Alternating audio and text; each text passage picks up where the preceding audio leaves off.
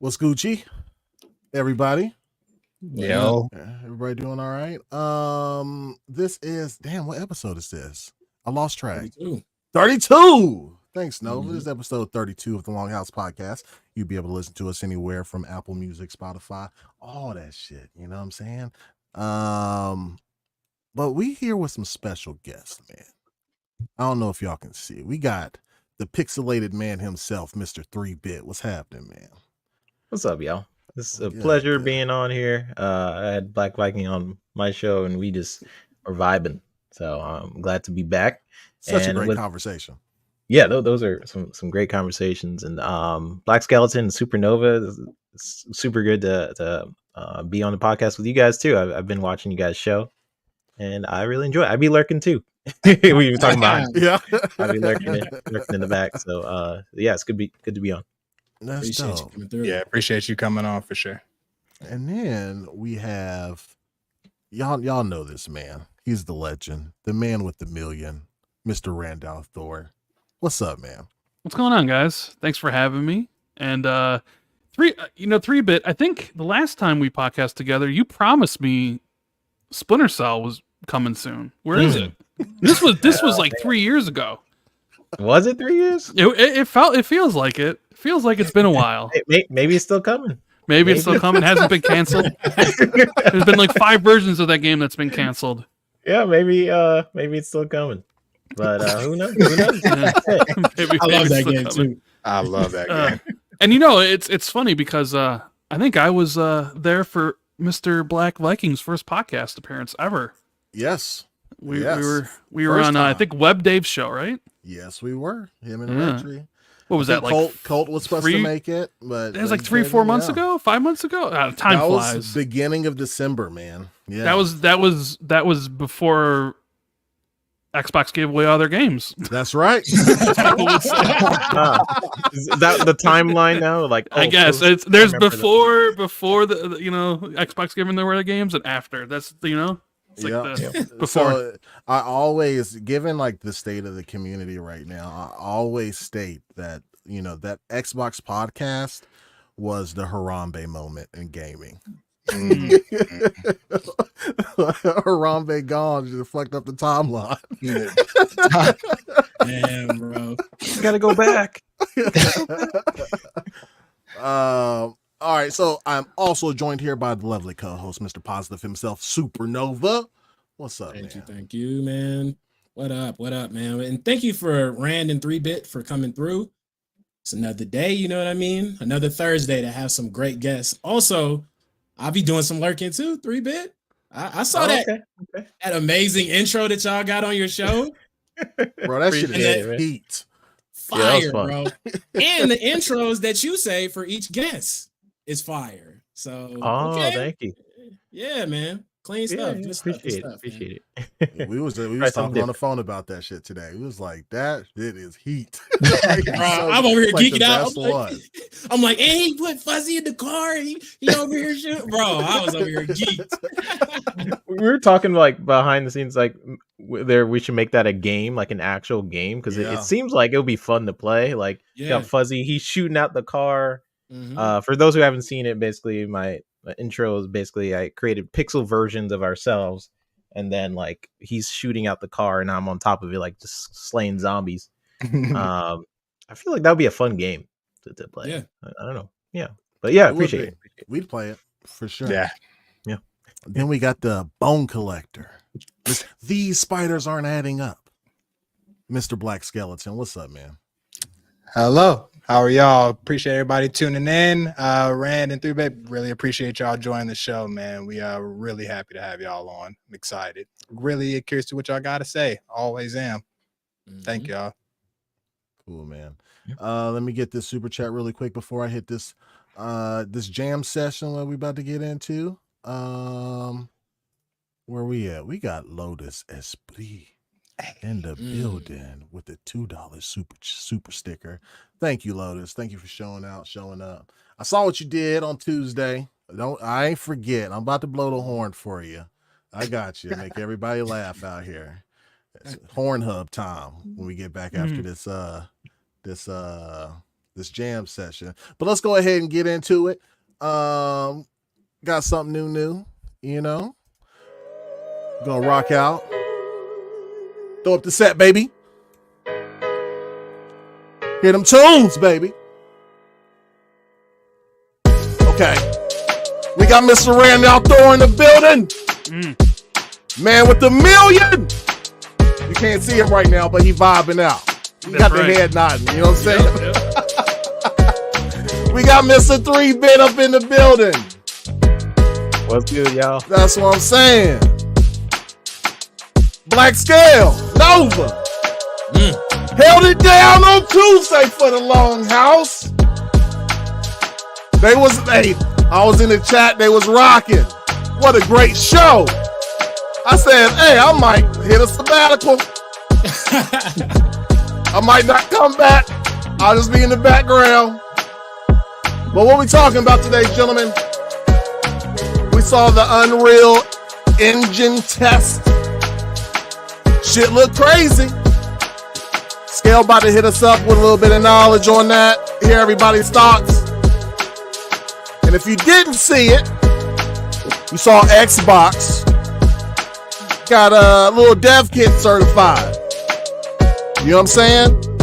So we gonna see what that's all about. Speculate a little bit how we do. No doom and gloom over here, Rand. You know what I'm saying? And then Nova goes, hey, hackers were hacking. It's going crazy on Apex. I don't know what to call it, but Nova gonna set us up with it. Okay. Legendary Yobi in the house. J-Rock is in the building. What's good, J-Rock? Yo. The roof's on fire, said Lotus and Spring. They so damn generous. All right, boys. Let's go ahead and get right up into it. You know how we do it. That beat was all right. You know what I'm saying? Yeah, it was okay. It was okay. A little bit of soul in there. A little bit. You know what I'm saying? Them vocals was crispy today. Okay. I've been practicing. Oh, boy. Already from the start. Let me go ahead and hit this up really quick. We got Stoneblade in the building gifting 5 Longhouse Gaming Podcast memberships. Those went out to Arthur 1. Xbox Frontlines in the building. Hey. Hector Ramos. Bernard Miller. Who else this go out to? X Monkey 13. Y'all thank Stoneblade, man. Y'all thank him. Appreciate you, Stoneblade. Definitely, man. Appreciate it. Here we go. Y'all ready?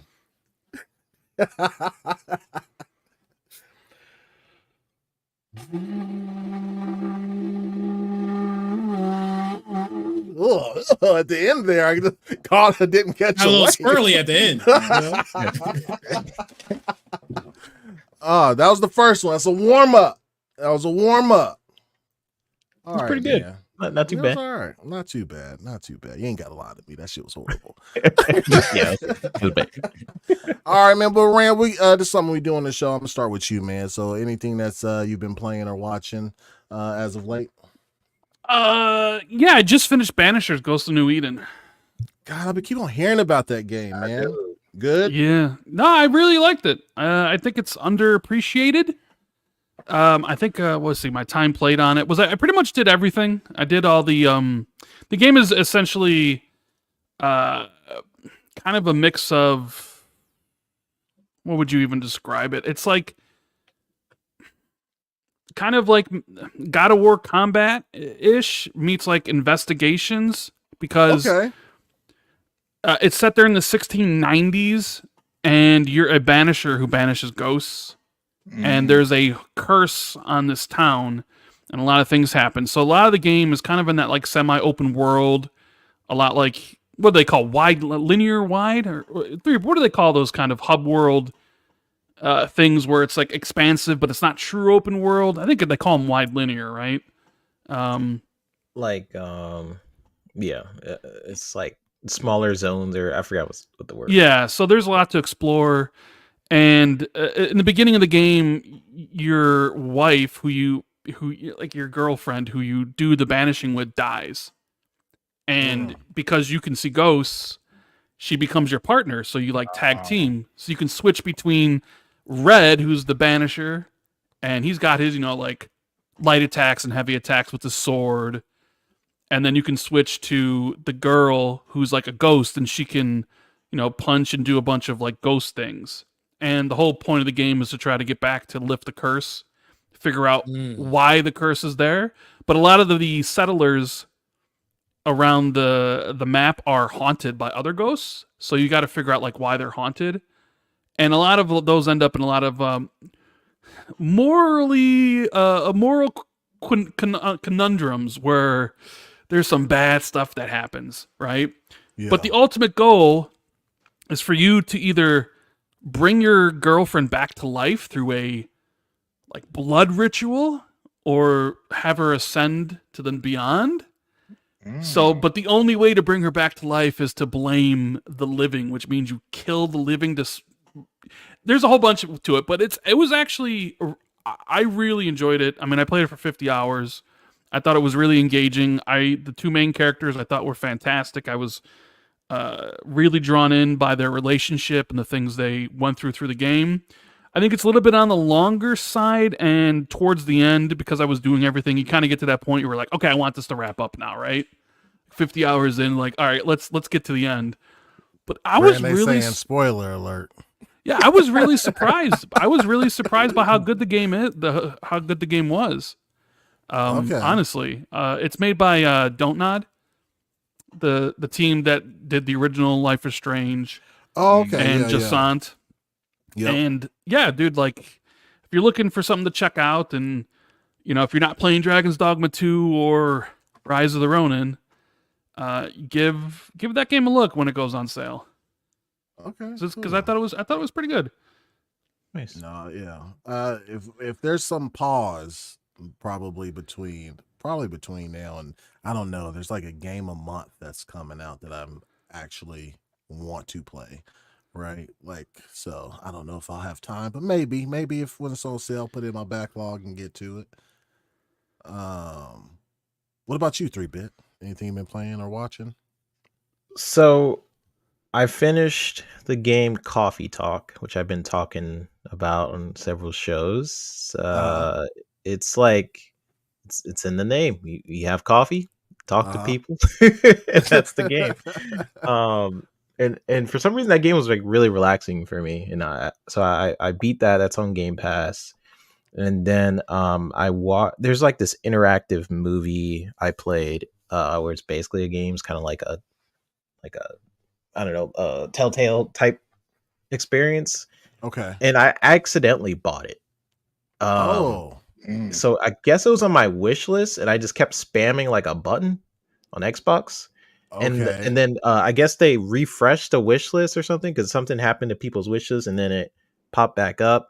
So I don't know. So it popped up really quick, and I was just like, do, and I was doing something, and then I accidentally bought it. I'm like, well, okay, sure.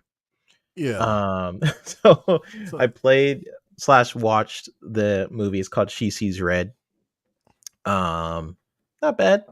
Had some interesting plot twists and stuff in there. And then Persona 4, I've been playing that for the first time. So about 11-ish hours in. I got to a part where you save this character named Yukiko. Like people are getting trapped inside like a TV, and then this TV world. You get. I don't know how much you guys play Persona, but like I'm very new to the franchise. So I don't know where the heck it's going, or really half the time I don't even know what I'm doing, but it's fun. So you'll never know what's going on. I'm gonna be honest. Okay, so that won't even yeah, that's normal. You're okay. Just enjoy the music for sure. The music in Personas is so good, man. It's amazing. Yeah. So I mean, that's kind of how I was feeling when I played Kingdom Hearts, and I just enjoyed it. I'm just along for the ride. Yeah. So yeah, I've been playing that mostly. So that was like maybe 4 or 5 days ago. Other than that, I just been busy. so I haven't had time to game how I want to, but hopefully like next week when things die down a little bit. That's the spice of life, man. So you just get busy, you can't do shit. Yeah, it's annoying because you come home and you're just like, oh, let's game, but then you got to work and or you're just too tired to pick up that controller. That too, yeah. Let me get a couple of these really quick. Stoneblade says, Legendary Yobi gifted me a membership last week and told him I would pay it forward. Throw up the sets. Dang. Throw it up, baby. Been a member for 1 month, which is fantastic. We also got Spartan661, member for 1 month. This is going to be an amazing show. That Longhouse is introducing themselves and the best content creators in the business. Everyone, let's go. Panels lit. Cool. Hey, appreciate that, man. Yeah, y'all don't know what that shit does to my soul, bro. Just all of us just hearing that shit, bro, is just crazy, man. It's crazy. We'll try to get better, you know. But yeah, thanks for y'all being a member. There's so much green in the chat. It's crazy. It is some green. Yeah. Earlier I was thinking, I was like, hey, probably ain't gonna be too much lurking going on after a while, bro. Like people gonna get exposed. You pop up in here and lurk if you want to. He might catch you a gift. You always see that, like when people like do the random gift thing, and you see all the people who are lurking, they get exposed a little bit. Hey, what's wrong with lurking? I mean, there's nothing wrong. Don't you shame us lurkers? Hey, I'm not shaming. That's crazy. We got Adidas 20 with the 10. Thanks, brother. He said, what up, everyone? Shout out to the guest Randall 3-bit. Yo, what up? Money at PAX eating mustard. I don't know what this deal is with mustard, bro. I love me some mustard, bro. Love it. Yeah, I mean, we were talking about it on his show, and I was basically saying like mustard alone. Oh yeah, of course. I'm not gonna have mustard alone. I'm cool on. I'm not gonna about to be squeezing out the bottle. I'm not gonna mustard alone. I don't eat mustard with anything on it. Mustard is disgusting. What? Oh, mustard is disgusting.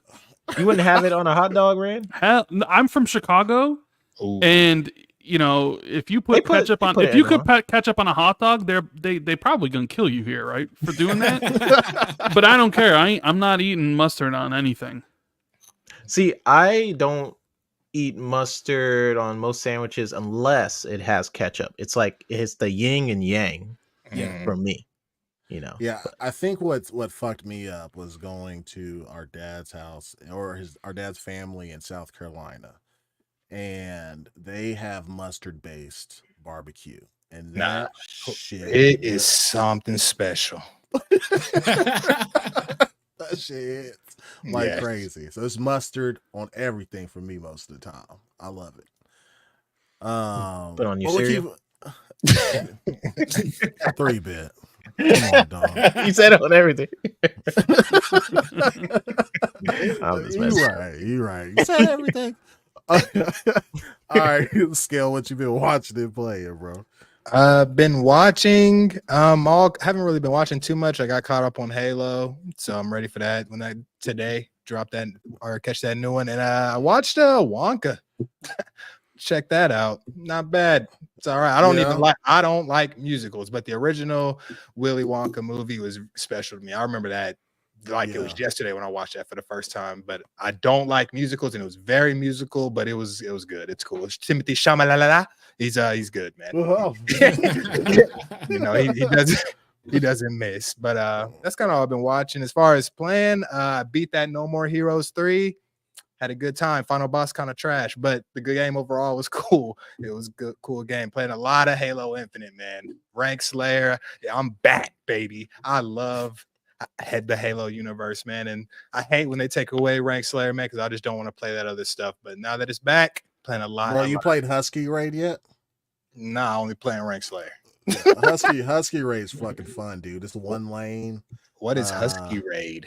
Husky Raid is a very small map. It's one lane. It's capture the flag, and then it's random weapons for each death or whatever. Bro, Oh. the shit's chaotic and fun, bro. Because I the say it map is sounds so fun. short and it's one lane, bro. There's it's shit fun. going off all the time. Yes. Then yeah, Yes. that's just fun. But I'm just trying to play as much Rank Slayer as I can before they take it out.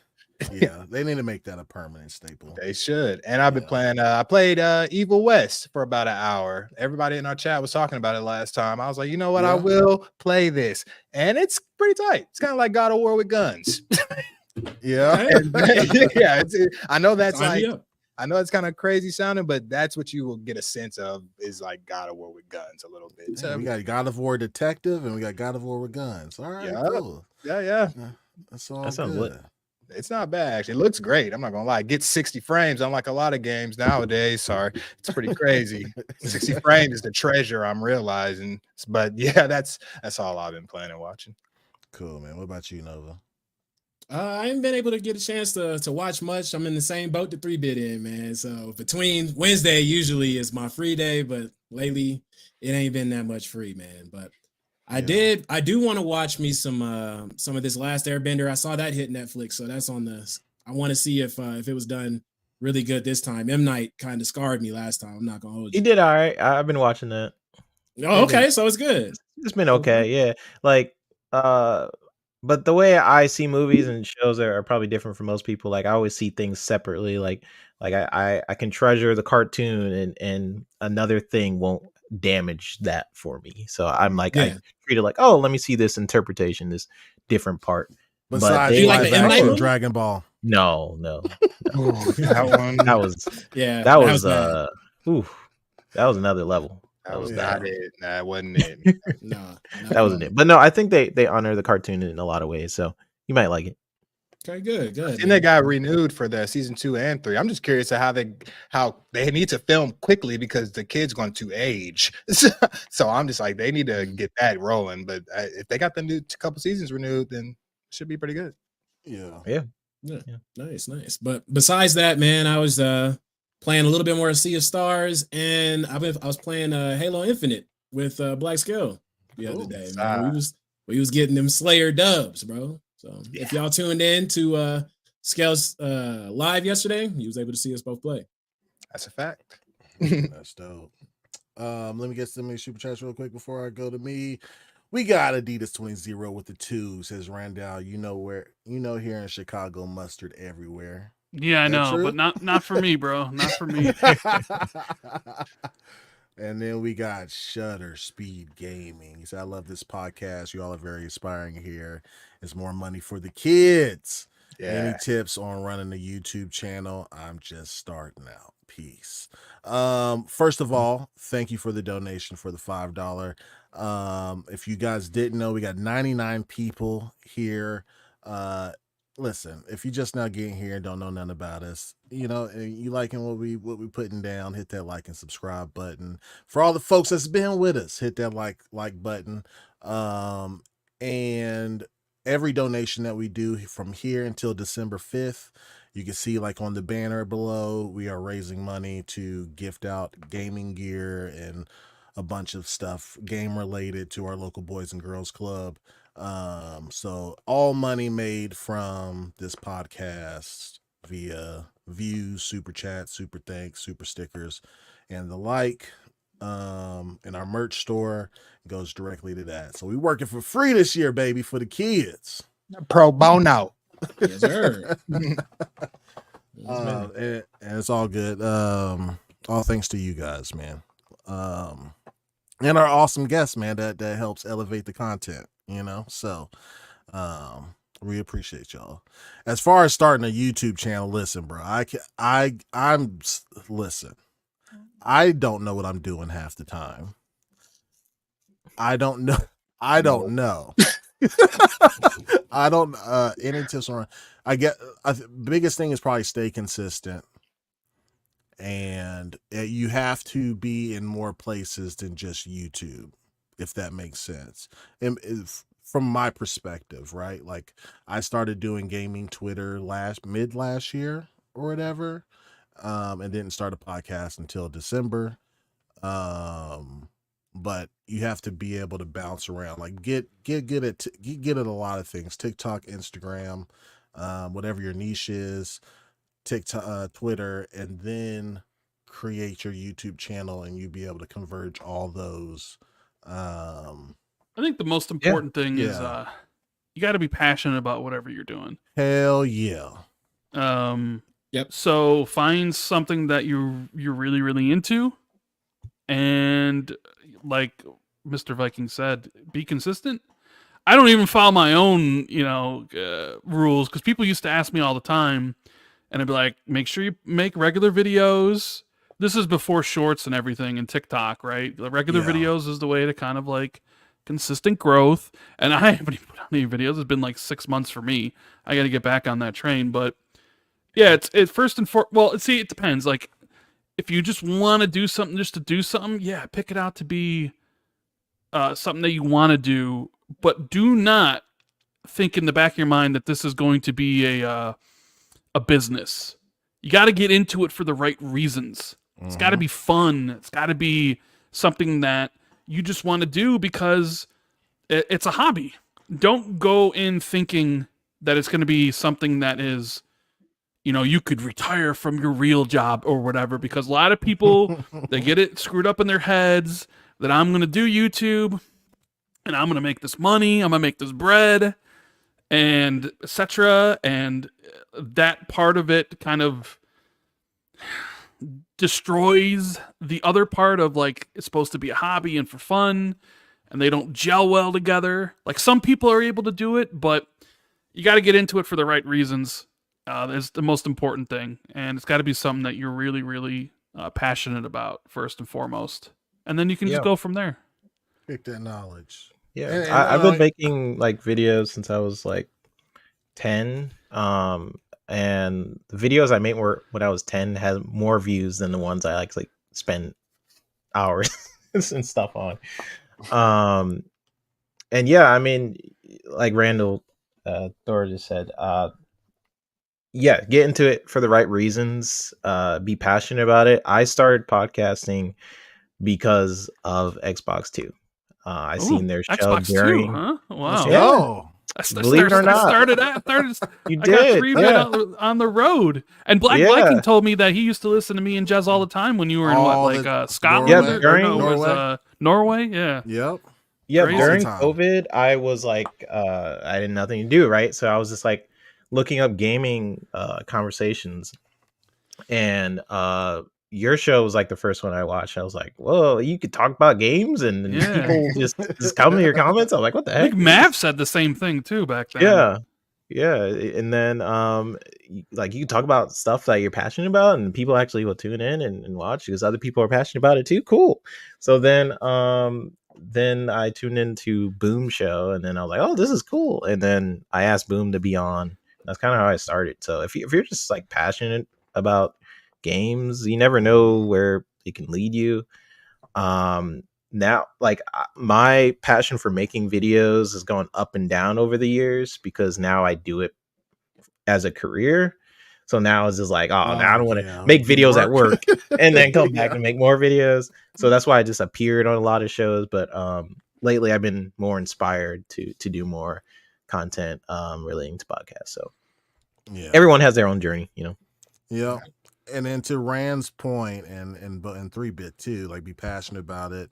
Like, don't think that you're going to retire off of YouTube or whatever, because like we've seen it time and time again. Even if you do get up there to where like you're able to do it full time, it can disappear in a fucking instant.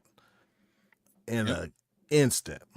Yeah. So we've seen it time and time again to where like, and then you just get, sometimes some people get just burnt out. You know what I mean? So, yeah, man, just be passionate about what you're doing. Yeah, and to add on to all y'all's points, man, like, just don't be afraid to start, because we're on episode 32 today, and it's just crazy because when you was in Norway, Viking came out there to visit, and he had you on the TV in the background, Rand. Like, yeah, and which is crazy to think about. Like, look at us today, man. Just don't be afraid to start.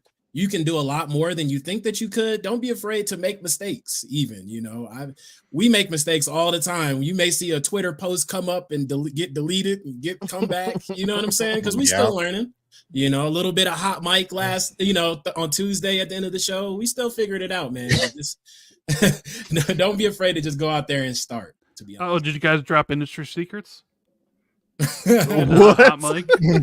Like you guys think you're offline, but you're still on and you're talking like, oh man, Oh shoot! 3-bit told me about this game that's coming in a couple months. Just like directly to the camera. Whoops. But no, he said, did I get that? And then that was it. Yeah, that was it. Like nah. Yeah. But yeah. And then I got But no, that does. But that go ahead, sorry. To go back to that really quick. But yeah,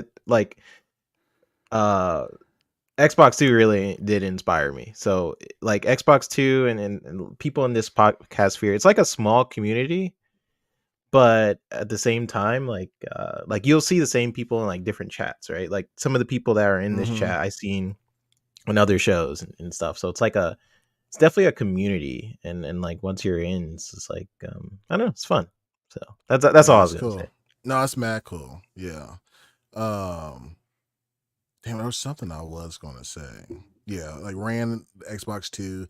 I think Destin started his show when I was in Norway as well, which was like a relief because I really like Destin from IGN. So him starting his own stuff to, I guess, speak more freely or more often was really cool to see. And then from there, like starting last year, I ventured off and found more podcasts too. So.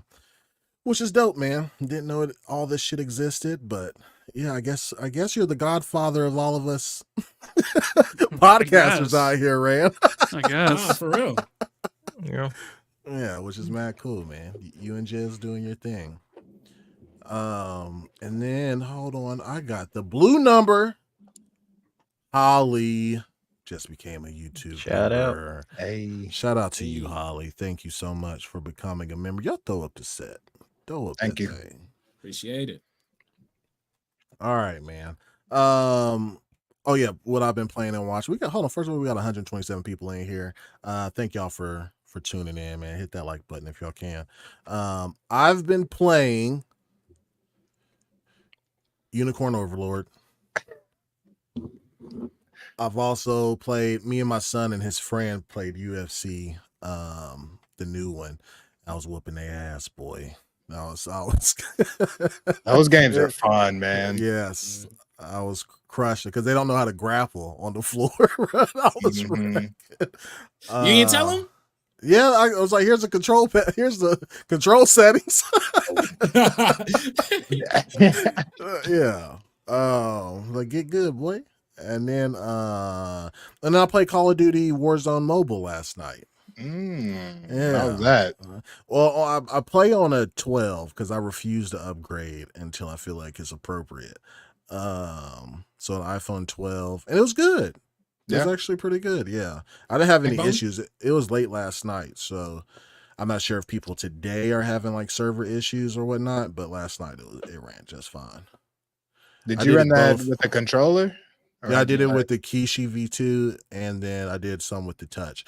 And then I went back to the Kishi V2, and boy, was I just clapping people. Well, Join that. You clap people on mobile, bro. Right. Bruh, I had like 3 wins last night. It was great. I'm sure. In a short time, too. It was nice, bro. And then I've been watching The Gentleman. So I'm almost done with the first season. So on Netflix. I started watching The Signal, the German joint. What's that on? I haven't heard about that. It's on Netflix too. It's like they say it's a cross between Interstellar and God, I forgot what the other movie is. Interstellar and something else, but it's dope so far. It's a show. Yep. Or a movie. Oh, okay. It's dope. Are you going to be watching 3 Body Problem on Netflix? Came out today. What is that? 3 Body Problem? Never heard of it? No. It's on, man. 3 Body Problem. So it's a book series. It's probably it's a modern science fiction masterpiece. And the creators of Game of Thrones, this is their first TV show since Game of Thrones ended. They're adapting the book series for Netflix. Okay. It came out today, and I don't want to ruin it for people, but it's essentially about a alien invasion. Let's do it. I'm in there. Yep. Same. Yep. Sign me up.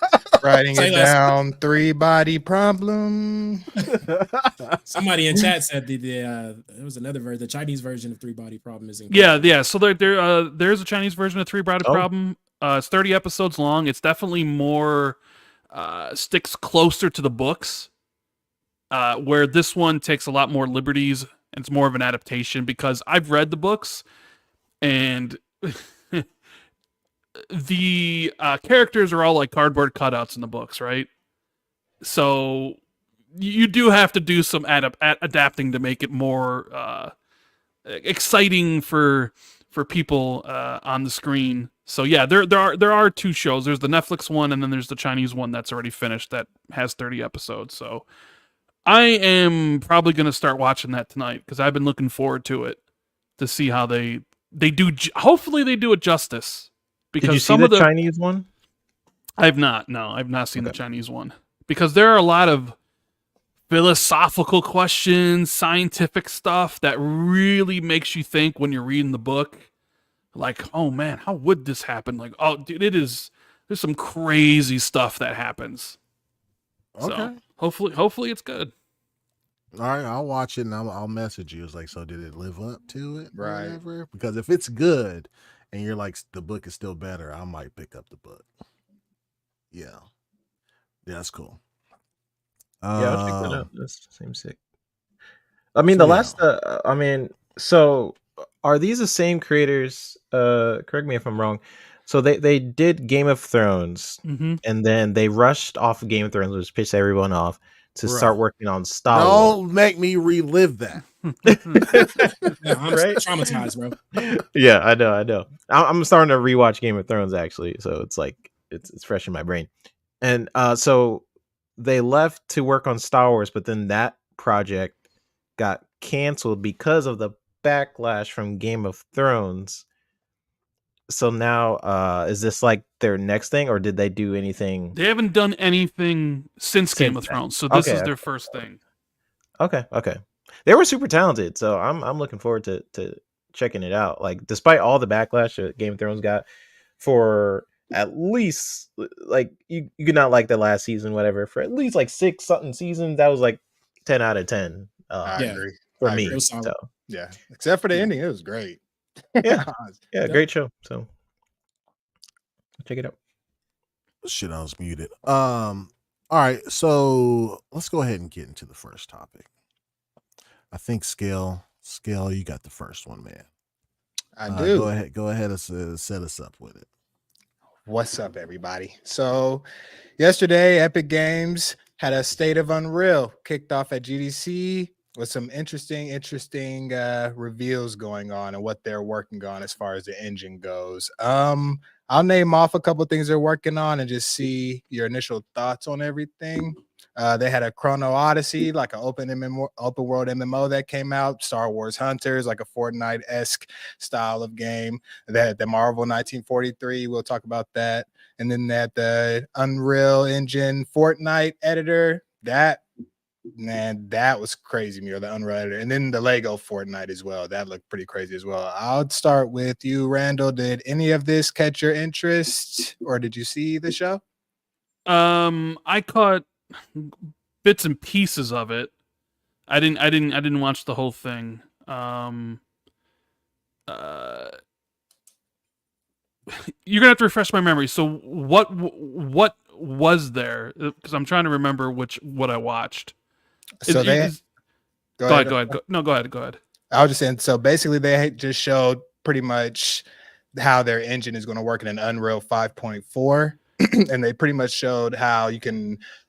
I'll start with what I kind of was into. They had a MetaHumans editor that you could add on to the Fortnite engine and everything like that. And that just stood out to me because my initial take on the Fortnite Unreal type of thing going on, that it was going to be everything that looked like Fortnite. It had Fortnite-esque look to it, but this changed the entire game up for me. Like, it didn't look anything like Fortnite. It looked like Starfield hyped up Starfield kind of. It looked great, and they added a first person mode. So if they were to try to edit in some kind of horror games or anything like that, or anything within the first person genre, then they have that capability well. And it all just honestly just looks really amazing too. There's that, and then there was a whole Marvel universe game called Marvel 1943 Rise of Hydra. And that pretty much is just an action adventure game with a multitude of heroes and a very story driven experience. That game was looking pretty good too, honestly, to me personally. They didn't show like actual gameplay, but they just went in depth on how detailed and how it's running on their engine. That's another thing. So do you want me to keep going? Yeah, see, that's one of the things I saw. Because that was constantly plastered all over social media when I went and checked, was the Marvel Amy Hennig game at the studio she's at, which it's been a long time since we got an Amy Hennig game. I think it's been Uncharted 3, right? Was her the last one? It's been a long time. She got booted from Uncharted 4. And I think then she went to do a Star Wars game at EA, and then they shut the studio down. So it's been a long time since we got a game from her. But what I saw was the Captain America clash with Black Panther on the bridge. And the facial animations were ridiculous. Crazy. I was like, is this CGI? And they were like, no. And they were made sure to point out that no, there's no smoke and mirrors. I think they even went and they like moved the camera around or whatever. And the thing my thing is like, wow, that looks really good. It's coming out next year. I kind of want to know what gameplay is a little bit right now, but it's just kind of like a tech demo-y thing that they did at Unreal. Like, my interest is, knowing that the game existed and now seeing at least what a cutscene or whatever the hell it is, my interest is now peaked. You have my attention, sir, I just kind of wonder what type of game it's going to be. Because, it can't be that fidelity through the whole thing, right? Yeah, like, there's no way. Otherwise, was it going to run 10 frames per second on these consoles? Right. Five frames per second. Yeah. Right. Yeah. Absolutely crazy. Nuts. But yeah, that was pretty interesting. What about you, 3-Bit? Anything pique your interest with the show? Yeah, a lot of things. So I'm always looking at adapting my my pipeline development for different stuff. 'Cause I animate the duck. I animate the Affleck duck, right? And so right now he's in Maya, but we have a process where we put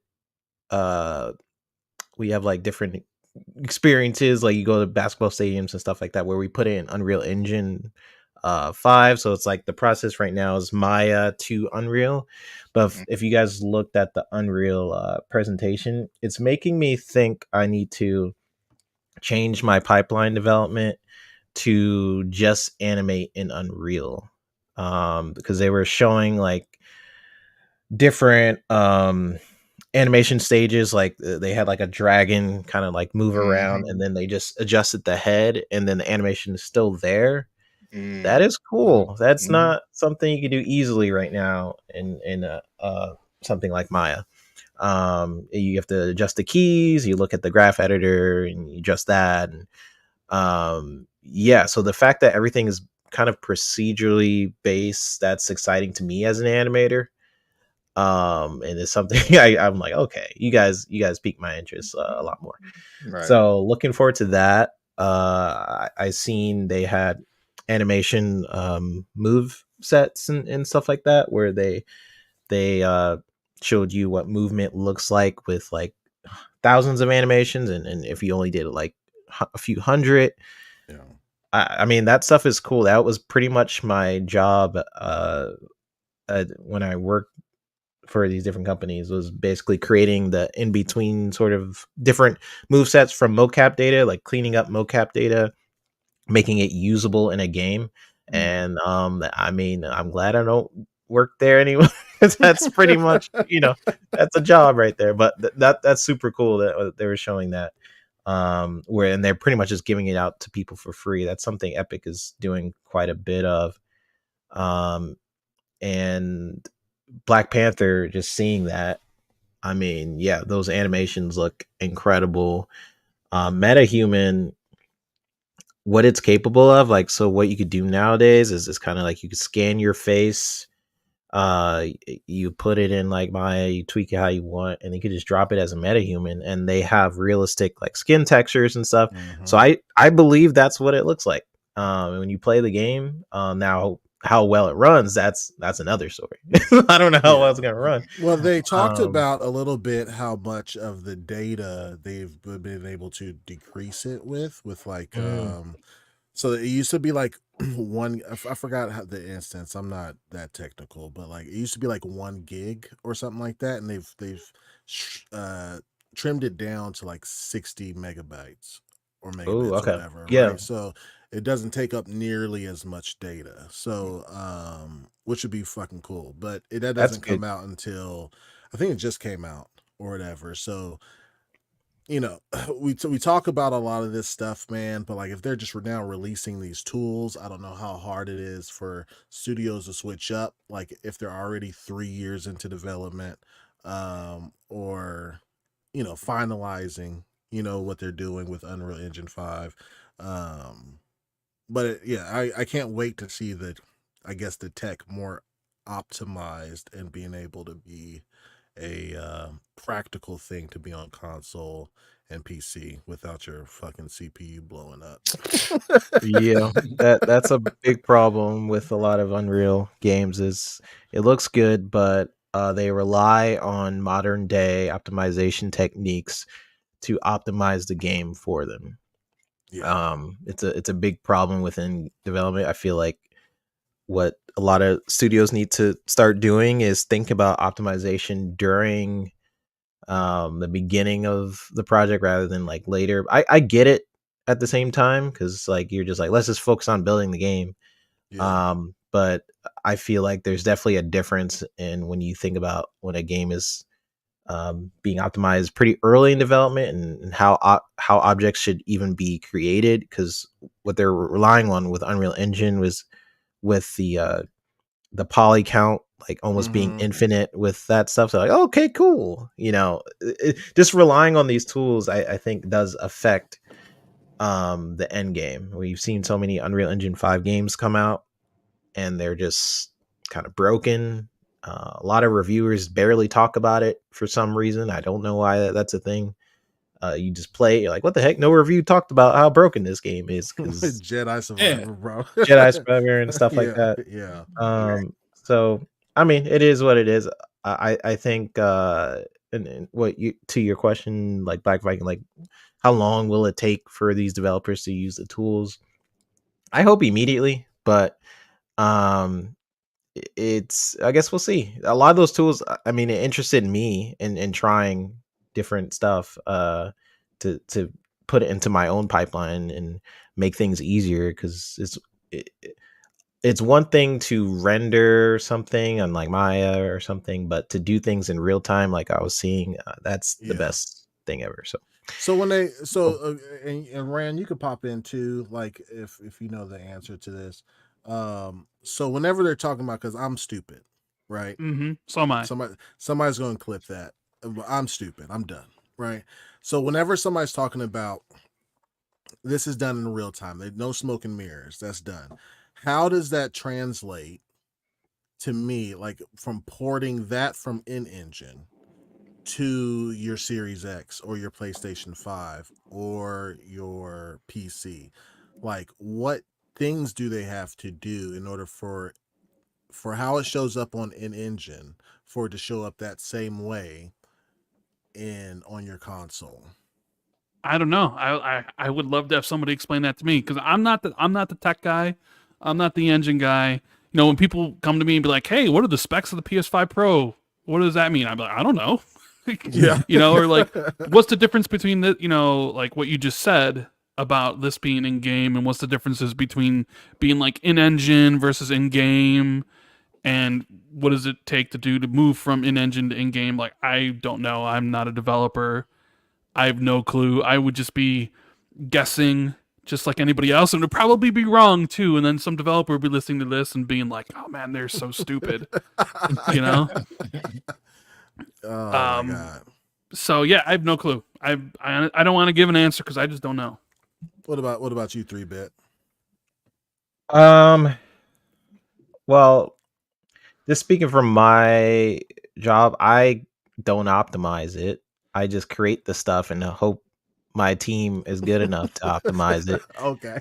Like I animate the stuff. I'm like, all right, you guys good? All right, bye. You know, Yeah. to give credit to the people who are like really in depth with like figuring out how to make a game like playable, because you can make games look good in Unreal Engine 5 very easily. It's a very good engine, but to make it playable means you are whatever the character is seeing, you're taking away assets behind you. There's a lot that kind of goes into that part. So like the one like the one thing they were showcasing was like, you know, the little triangles on the floor and layering the dirt and all that shit, right? And talking about like footprints and tire tracks can leave marks and whatever. And it was really high fidelity.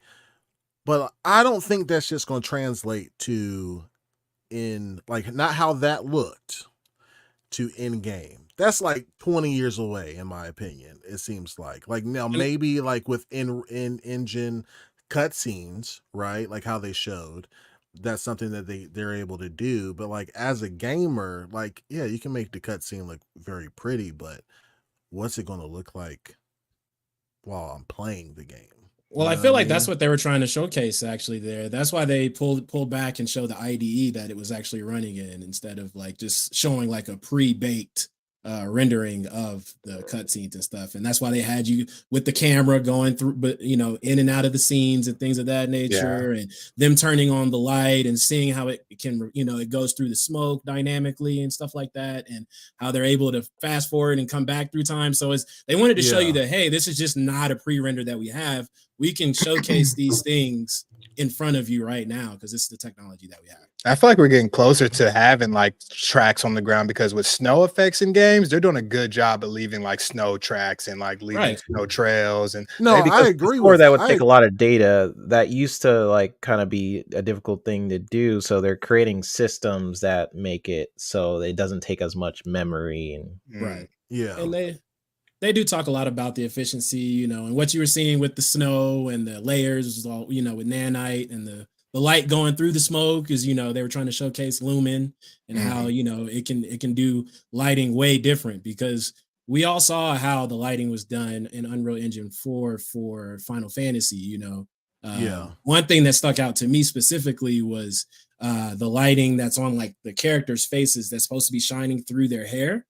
You know, it's very blocky. It's not very dynamic. It's you know, you can tell that it's struggling to show those shadows. So I'm excited, man. Yeah, and I wish I could say like, because there's an optimistic side of me that like has seen what Unreal Engine 5 can do. I use Unreal Engine 5. There's that optimistic side. I'm like, this engine is amazing. It could do a lot. The other side of me is just like, well, dang, we haven't seen it used in real world, like like we haven't seen that's where I'm it to that degree. That's what's kind of holding me back, because I know what the engine's capable of. I think it's super powerful. I think there's a lot of cool tech within the Unreal Engine. It's just when I think about real world examples. You're about to get it. Yeah. Go ahead. Well, no. I was just gonna what say, engine is Black Myth Wukong in? That's Unreal Engine 4. Is it 4? Or I think they moved it to 5. So because even the snow, like you walking through the snow and the particle effects and all that stuff, it looks really good, man. So Snow has came a long way. Snow was the next gen like step. It's like, oh, I'm walking through it. My steps are on the ground type shit. It's like games are doing that pretty well right now. I mean, the next game that we will start to see, because I feel like we haven't seen that next gen thing that people are looking for, and that's just because Hellblade. It'll be Hellblade. It'll Yeah. be GTA. 6 GTA. in a different That's way, what I thought. GTA. because features are next gen. Like, I don't think a lot of people realize, like, features itself can be next gen. Like what an AI does, like throughout the day. Like if you could follow AI and goes, like, yes, that was done in Skyrim and stuff like that. But like features itself can be next gen. What how you push reality and not just graphics, but making things more realistic in other ways. Right. Is next gen to me as well. And we're 2 months away officially from Officially, yeah. Hellblade 2. You excited? Yes, it's been my most anticipated Xbox game since they announced it in 2019. So yeah, like it's by far the game I'm looking forward to the most this year. Yeah, so, same. We'll see. Got my fingers crossed. That soundtrack on the stage at the Game Awards, I've replayed it probably more than I'd like to admit. The Heal, is that how you say it? Heal Young? Heal Young. That soundtrack, and then how it bleeds into the trailer. Yeah, I played probably. That trailer is excellent. With the really well done. Love I've that. had many parties in Norway playing Heal Young, and it was dope by the fire. For real, that's my shit, bro. I've had many a party. That shit clean, bro. I love it. It's good. Yeah. Shit. Oh yeah, go ahead. You can go ahead, Nova. My fault. Oh, no, you're good. I had kind of cut off 3-bit. My bad, brother. But I don't remember what I was talking about. Every time. But no, man. You just pretty much as far as like the showcase, it was super dope, man. The renders at the beginning, like that they had several different like things on there. They had Love, Death, and Robots. I saw on there real quick, man. Love them. Love that. The show is great, man. Yeah. So those references were good. Obviously, Marvel 1943 looked amazing. Sorry. I would love to play that game as soon as possible, man. So next year I'm gonna definitely pick that one up.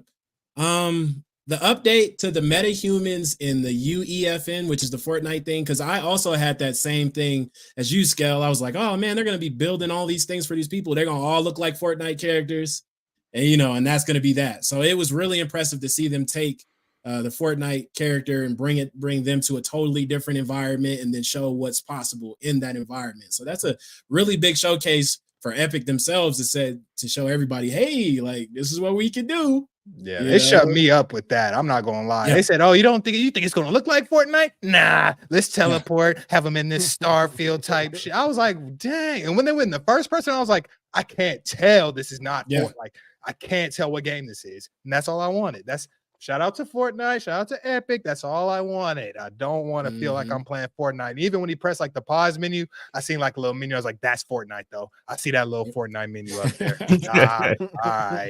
Yeah. But yeah, I agree with you. Yeah, but they was coming with it on this one, man. So they even spoke about how they wanted to blur the lines between cinematics and games, which is something that we kind of touched on the Tuesday episode when we were talking about Nobuo Uematsu with the music being cinematic as well. Like Mortal Kombat looked pretty close. If I were to pick one game this year that the cinematics really matched, Mortal Kombat was a beautiful looking game. Absolutely, like those cinematics were pretty incredible. And the way that they come out of the cinematics and put you right into the fight immediately is very impressive too, man. Yeah, except on Switch. Yeah, it is what it is. Yeah, it is what it is. But no, it was a perfect showcase for them to go ahead and show like, hey, this is what we can do for all of y'all. They showcased the stuff that they did for Disney. They showcased the Star Wars game, and I was like, I'm not really too impressed by that. But ultimately, at the end, they showed that it was supposed to come out for iOS, Android, and Switch and stuff. So it made sense of why it had like low graphic fidelity and stuff like that. They made a point to show that they were not going to charge the developers for this, man. And I know Unity was in the car punching the air, bro. Yes, I know it, bro. Because the cut is crazy, but Epic did just win. Kind of win that thing where they can put their own purchase the ability on the iOS and Android store. But yeah, man, they even said they had to 3-Bit's point earlier. They said they have 500 plus AAA animations. Yeah, and then when they had the person like running through, like it looked like, what was that one side-scrolling game where it was like pretty much parkour? I can't remember what the name is. Mirror's Edge. Yeah. Right. So it looked like a Mirror's Edge demo, but the character was just doing its own adaptability and predicting how to land on the ground and do the animations correctly. Very impressive, man. Yeah. So I was impressed. Yeah, I love that stuff. Yep. It was really cool. What do you think, Viking? I'm gonna go ahead and get this one out the way, bro.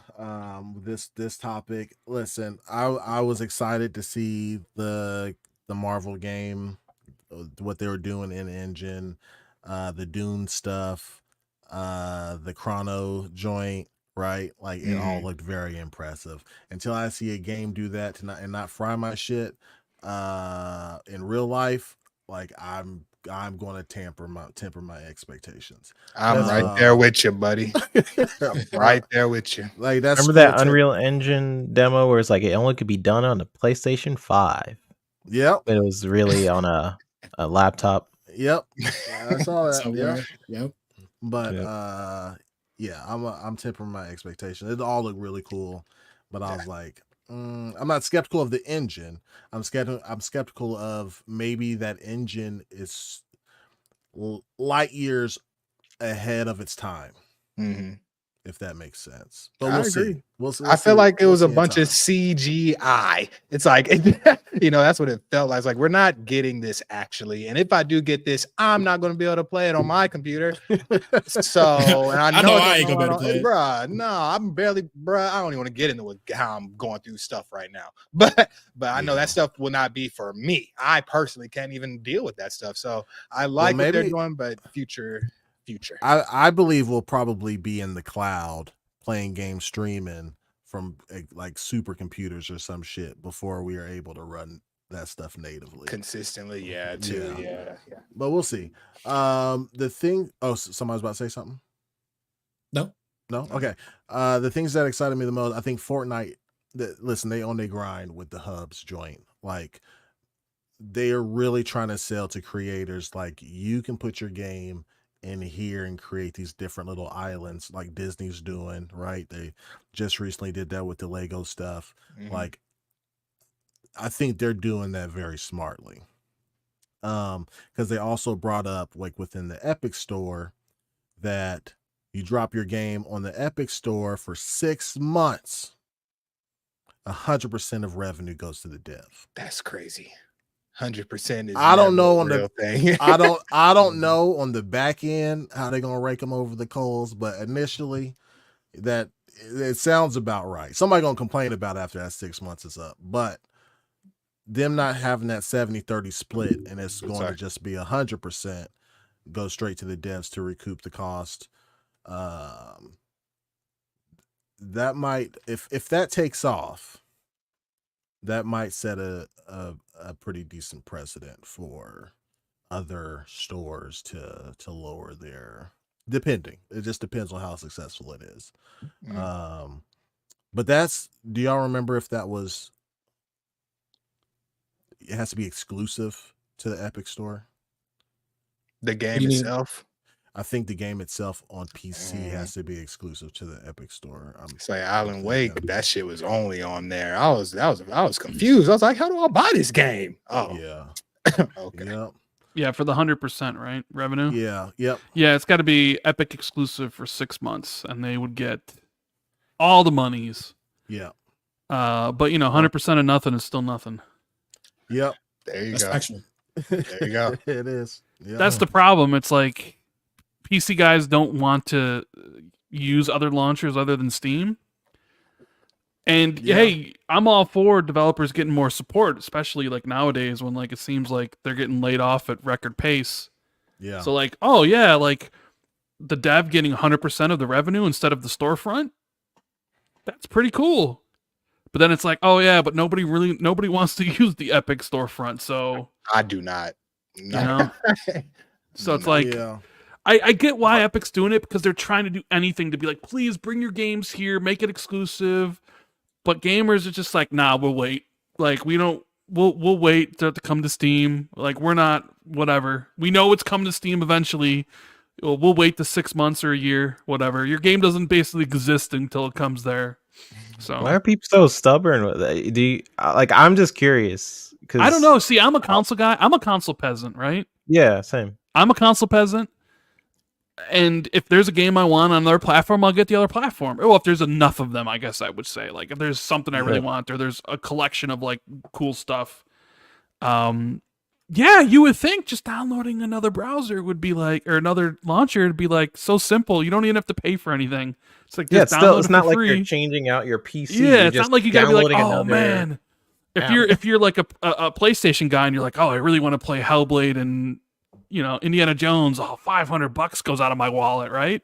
Nah, it's just a click of a button and you just download it for free. But apparently that's just, people don't want to do that. It's too much work or something. I don't know. I ain't gonna lie, I don't want to do that. Yeah. I'm one of them. I don't want all those launchers on my computer, man. That's really what it is. I don't want it to start on my, because they start up automatically too, until you turn that off. So when you start up your computer, you have all these launchers popping up. It's like, dude, I didn't even want to mess with you today. But that's a first world problem. I was just wondering, because maybe it's the equivalent right now, because I don't buy physical games because I don't want to get up and put the disc in. This is the digital version of that. I don't want to change my application.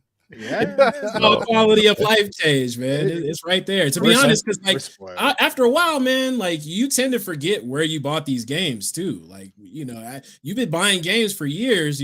Some of them you bought on Steam, some of them you bought on Epic, some of you bought them, Blizzard app. There's just so many different apps to look. But with Steam, you can add additional games outside of the Steam launcher into the library. You can do that and it'll launch it for you. But yeah, it's not terrible. It's not a deal breaker, but it's definitely a little annoying. I can see that. Everybody I know that has an Epic account literally has it to download the free games they offer every month. And that's it. Yeah. Yeah. And they don't even like play them. They just like hoard them. It's like a bear hoarding his food for his hibernation, or like a squirrel hoarding its nuts for the winter or something. Like, no intent to ever play these games. It's like, did you hear they're giving away Rise of the Tomb Raider for free? It's like, didn't you already play that like back in the day? Like, yeah, but I'm grabbing this.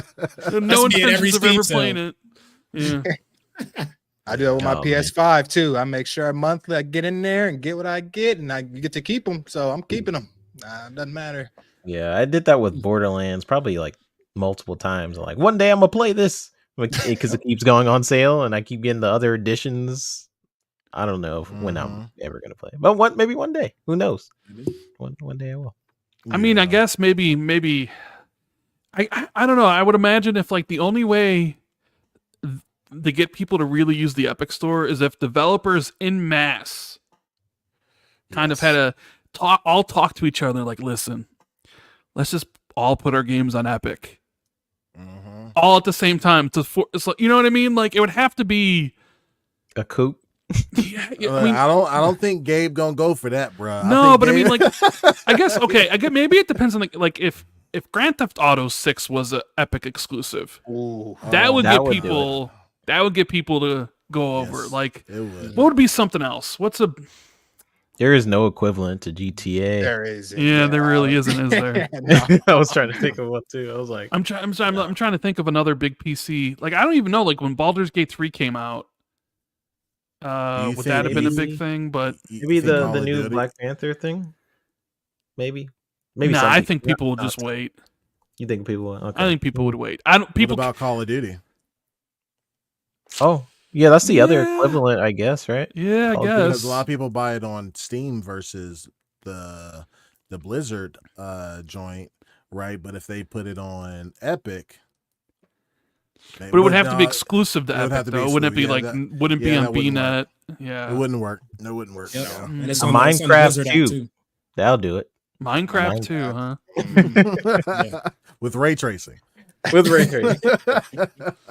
Dude, Rockstar out here just doing like, hey, by the way, we're going to release this stuff on consoles first where it's going to be 30 frames. and all you PC guys are going to buy a console to play because you ain't skipping it, right? Yeah. And then a year and a half later, we're going to double dip on PC for full price, and all you guys are going to buy it again. Yep. You know, like 100%. even in a time of like where multiplayer games should be free to play, right? Where it's like you have all the big, what do they call, like black hole games where all your time gets sucked in, like Fortnite and Call of Duty and Apex. Grand Theft Auto's, and even there's talk that Grand Theft Auto is going to be like $100 when it comes out. And you know what? And if it is, everyone's still going to buy it. So what? That's the only one that's like, I don't give a shit. They can literally charge what they want to charge. It's scary, but they're just so consistently hot. They make masterpieces every time. It's like, we know what we're getting, hopefully. Yeah. Yeah, and then whenever the PS6 and Xbox Series whatever drops, then they're going to do a next gen version to rebuy that runs 60. You know, it's going to be. They're going to get definitely. They're going to get me probably. So 100%. Yeah, I think people are still playing GTA 5, bro. Still, it's always top. It's crazy. So this is just. For them to let that one go, this one has to hit so tough, and it's going to. But just saying. So, and I've heard this before. We said, problem is the Epic Store is just trash. But why is it trash? So I'm coming from Rand's perspective, where, like, I have a good PC. I use it mostly for work, though. But I'm a console peasant because it's more about convenience for me. Like, I like to play on my couch, I go to friends' houses, whatever. I could just easily move that. My PC is huge. It's like 1,000 pounds, whatever. Or if I want to play co-op with people, I'm not going to have everyone huddle around my monitor. Right. It's just stuff like that where it's just a little bit more inconvenient for me, but maybe I'm just not in the mindset of PC people, or like, I'm just going to play on Steam and that is it. But I guess I kind of get it, right? Because you have an ecosystem preference. Like, I prefer Xbox, just how people prefer PS4 or PS5. And I guess within PC, they have their own ecosystem preference, right? I guess that's how it works, but I don't know. Yeah. What's interesting? Yeah, it's mostly just the preference, like I like the ability to be able to adjust, settings for the game. And if I'm playing a game and I want to watch something on the side, I got two monitors, and if I wanted to throw it on the TV, just run an HDMI cable to the TV. It's just, a little bit of flexibility here and there. Okay. Yeah. But I could totally understand though having the a console too, as like your sole gaming system, because what you're gonna get, Because when I bought Suicide Squad, it had my PC in the chokehold. I'm not gonna hold you, And so like what you're gonna get when you get the console. PC is kind of a crapshoot. Yeah, that's the best part about consoles. When you get it, you should be able to turn it on and it plays. With a PC, you're going straight to them settings most of the time, and you're doing a little more. But I get an error. Yep. I just want PC for me. I just grew up as a console kid, so I just had so many PC people in my face talking shit, and it was just, that's really what it was. Like, okay, I'll be there one day. Oh, they bullied you into getting a PC. Oh yeah, man, bullied. And then I kind of bullied myself because I was just seeing it was just the frame rate thing at one point. But dude, I played No Man's Sky on Xbox the whole game, and then I got it on my PC, and I was like, I'm playing a different game, kind of. That's crazy. But just to say, that's the only reason I'm mainly on PC. Yeah. But GTA, I'll be on that console, baby. Yeah. Yep. Gonna have to. You're forced to. It's all right. Let me get back to I was talking about the Fortnite hubs, the Epic Game Store. Yeah, the two biggest things for me, like from a practical standpoint, was the MetaHuman mocap, like for facial animations. God, I wish everybody just fucking uses that. Like, there's so much dead eyes and dead faces in games. Like, the biggest game that I could think of was Mass Effect Andromeda. Like, listen, I couldn't even I played it for like 4 or 5 hours, and I was like, I just can't get past the facial animations. Like, and I had to put it down. Like, it was not enjoyable. But yeah, I think this would. I mean, you got to hire actors or whatever for it, but man, I would just love to see more of that technology used in games, and I guess we'll get to see some of it in its, I guess, latest form in 2 months. So with Hellblade, so yeah, that'll be super nice. And then, like y'all said, the animation stuff, like walking, running, jumping, and all that stuff. Well, it seems like, I mean, it sucks. It'll take somebody like there's a 3-bit somewhere in the world as their job is getting taken as we speak, or moved around. Because I mean, as it happens, right, with a lot of tech fields, like as we progress as a society, like there's like typewriting jobs at some point, right? There was a typewriting job. Yep. Now we're, that's not needed. So I'm sure that'll happen to my field, but I'm gonna stay in this field as long as I can. Yep. All this AI and stuff coming up. Yeah, but yeah, that's pretty much what I took from the whole thing. Like I said, all the shiny stuff was like super cool, and I'm looking forward to it. Just not anytime soon. It was shiny.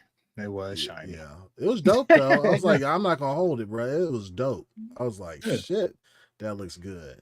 I think your first example of Viking will probably be Hellblade. Yeah. So if you like that, that's using MetaHuman. It's using a lot of new tech within the Unreal Engine.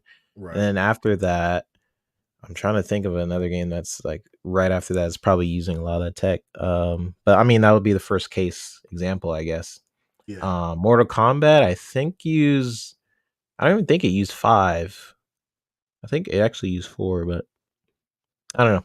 That'll be a good test. Yeah, well, yeah, I'm excited to see it, man, especially in action. Ooh, I hope I get that King Kong moment, bro, that we had with the 360. I know, dude. I haven't felt that. That is what that's kind of reminded me of. It kind of gave me that, but I need to see it in game, Yeah. Did you have that experience too, Ram? The King Kong moment when the 360 came out, to where it was like a cut scene, then it went to gameplay and you didn't even notice? Yeah, I mean, I'm trying to think of the game that kind of did it recently. I mean, there are a lot of games nowadays that do it pretty well, where it's the transition is masked pretty good. Yeah. I'm trying to think. I know, like, Spider-Man 2 did it pretty well. Spider-Man. Okay, yeah. Banishers does it not as good, but you can tell they're trying to, where it's like it's a cutscene and then now it's the gameplay, but you can tell a little bit of the transitions they do. Yeah. But yeah, it's really cool when games do it because it makes you feel more immersed into the experience. Where it's like, here's the cutscene, and then immediately you're playing. Because I don't know about sometimes with you guys, but depending on how long a cutscene is, sometimes I'll just put that controller down. And just kind of like, yeah. Yeah. And then like, I got to pick up the controller, again real quick. But it's a really cool thing that they do, and I'm sure Hellblade will do it. Probably very effectively when it comes out. It's that type of game. They're going for a real cinematic experience. So it's it's really cool treat when games pull that off correctly. But on the 360, I'm trying to think of a game that did it back then.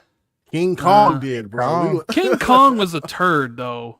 Was. I'm just talking about the demo that was at Walmart. We were the demo. Oh yeah. And it went straight to gameplay. We didn't notice for a while. Oh, you know what? You know what it was? Okay, I know an exact one.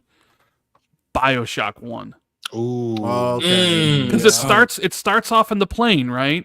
Yeah. And like you look down and you got the package and the gun, and then all of a sudden the plane crashes, right? And then I think the title screen comes up. It's BioShock. And the next thing you know, you're in the water. You see the tower. There's fire all around you. I swear to God, the first time I played that game, I sat there for like 15 seconds because I thought it was a cutscene. And I'm like, oh, wait a minute. Oh, I can play. Oh, that first time that happened, it blew my mind. And that was 2007. Yeah. So yeah. Yeah, that's nuts. Yeah, more games should have those kind of transitions to fake us out really good. Yeah, that'd be super dope. I didn't think games could look that good, and I think that was 3-bit. You might have to correct me, but was that an Unreal 3? I want to say it was Unreal 3. Yeah, 2007. I think it was Unreal 3. I think so. I'm pretty sure that was an Unreal Engine. BioShock. Yeah. Yeah, BioShock was definitely Unreal, wasn't it? I want to actually look this up. I want to say it's Unreal 3. That would be my guess. Let's see. A modified version of Unreal Engine 3. Okay, yeah. Unreal 3. Right? Yeah. Which is crazy that that's basically what? No, because the Call of Duty is the Quake engine. Unreal. Call of Duty, it's a modified ID tech type engine. Yeah. But now, it's pretty much it's weird to think about that. At some point, Call of Duty was an ID tech sort of engine, then they modified it a bunch of times, and now it's just whatever it is. Yes, whatever it is. Yeah. But I think my first moment was probably well, in modern day it was Forza Horizon. Oh, okay, yeah. That where it pulls out. Like I had that moment when I watched it live on. Oh shit! Yeah. Where it's got the black bars on top, and then it pulls, and then it goes full screen when it switches to the game. Yeah. Right. Yeah. So I had that in modern day with Forza, and then in the past, I mean, I feel like I've had it a couple times with different games, but I guess a standout moment for me. I mean, I was just obsessed with Halo back in the day. So I think Halo 3, when he's in the forest, I would play that mission over and over because I really like the lighting, the way it hits the visor and stuff. And I would just stay in that one section where all the soldiers are. And I just thought it was like really well lit. So as a kid, I was just like imagining things like, wow, this is so cool. So maybe that was definitely a standout. Someone in the chat says Gears of War. That was one because that was like a Unreal Engine. Like that was the game that that people like shouted like this is as good as it's gonna get. And then obviously it's not. But I didn't think games would look better than that back in the day. I'm like, okay, this is it. We've reached it. No. I think I remember the first time I saw like Super Mario 64 at a Blockbuster. You guys remember when Blockbusters had like TVs on the I remember seeing that for the first time live, and I thought video games will never look better than this. Right. Like when you first jump through the painting and it's wobbling, I was like, whoa, bro. Or like the first time you play GTA 3, and it's like you get in the car and you can do what you want, and I'm just like, video games will never get better than this. You know, they'll never look better. This is the coolest thing I've ever seen in my life. Right. Yeah, I should do some football. I love that thought though, because we kept constantly are proven wrong, which I love because I love gaming and stuff. So it's so cool to see it progress. Because I'm pretty sure every generation I've had that thought of like when you look at Hellblade, are you ever like? I guess the pinnacle would be like if that what they showed during Unreal for the Marvel for 1943, if that was actually like gameplay, then you'd probably be like, nothing's getting better than this. But then we're constantly proven wrong. You know what I mean? Yeah, I feel like it has to slow down eventually. Like as quickly as we're like approaching realism, man, because they was playing Pong in 72, bro. Like, look at where we are now, man. It's just insane. Like, I can only imagine where we're gonna get to in the next 20, 30 years. Yeah, it's outpacing our CPUs. That's what's happening. Some people who have played Cyberpunk with full path tracing on say it's blows every game out of the water, like in terms of visuals and fidelity, and it's like a next gen experience. Essentially, I can see but that. hey, you need a 4090 to be able to pull that off, right? Which is it's like a $2,000 GPU. So, that game is absolutely gorgeous. Like the visuals in that game is insane. That is for sure. On the right rig. Yeah, on the right rig. That's the PC problems right there. That's the PC problems. I'm just dealing with them right now. That's why it's hitting me so tough. It's like, it's okay though. Yep. Yeah, all good. It's just I consider my PC my work.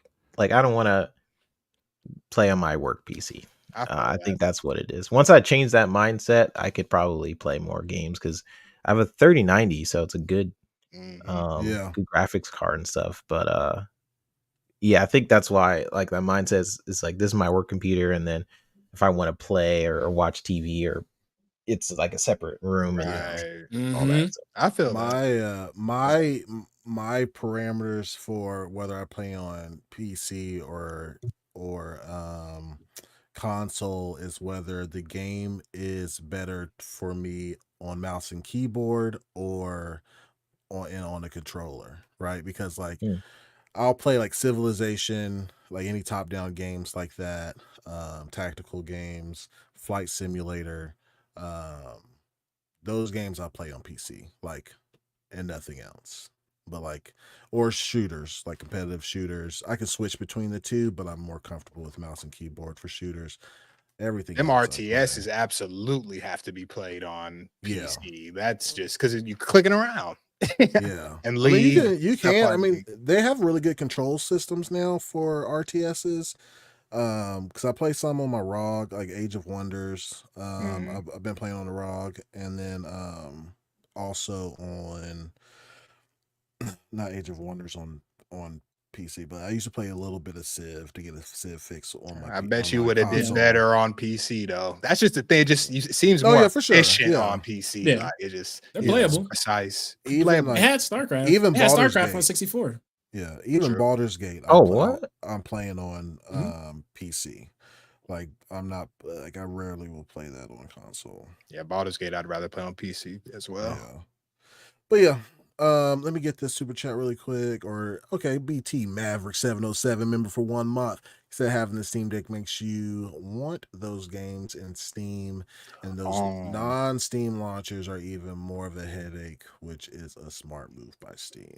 Yeah, for the Steam Deck for sure. Yeah, for sure. I could definitely understand only wanting Steam if you are using a Steam Deck for sure. Because that makes sense. Yeah, for sure. And then we got, and then thanks for being a member for 1 month, BT Maverick. Thank you. Appreciate it.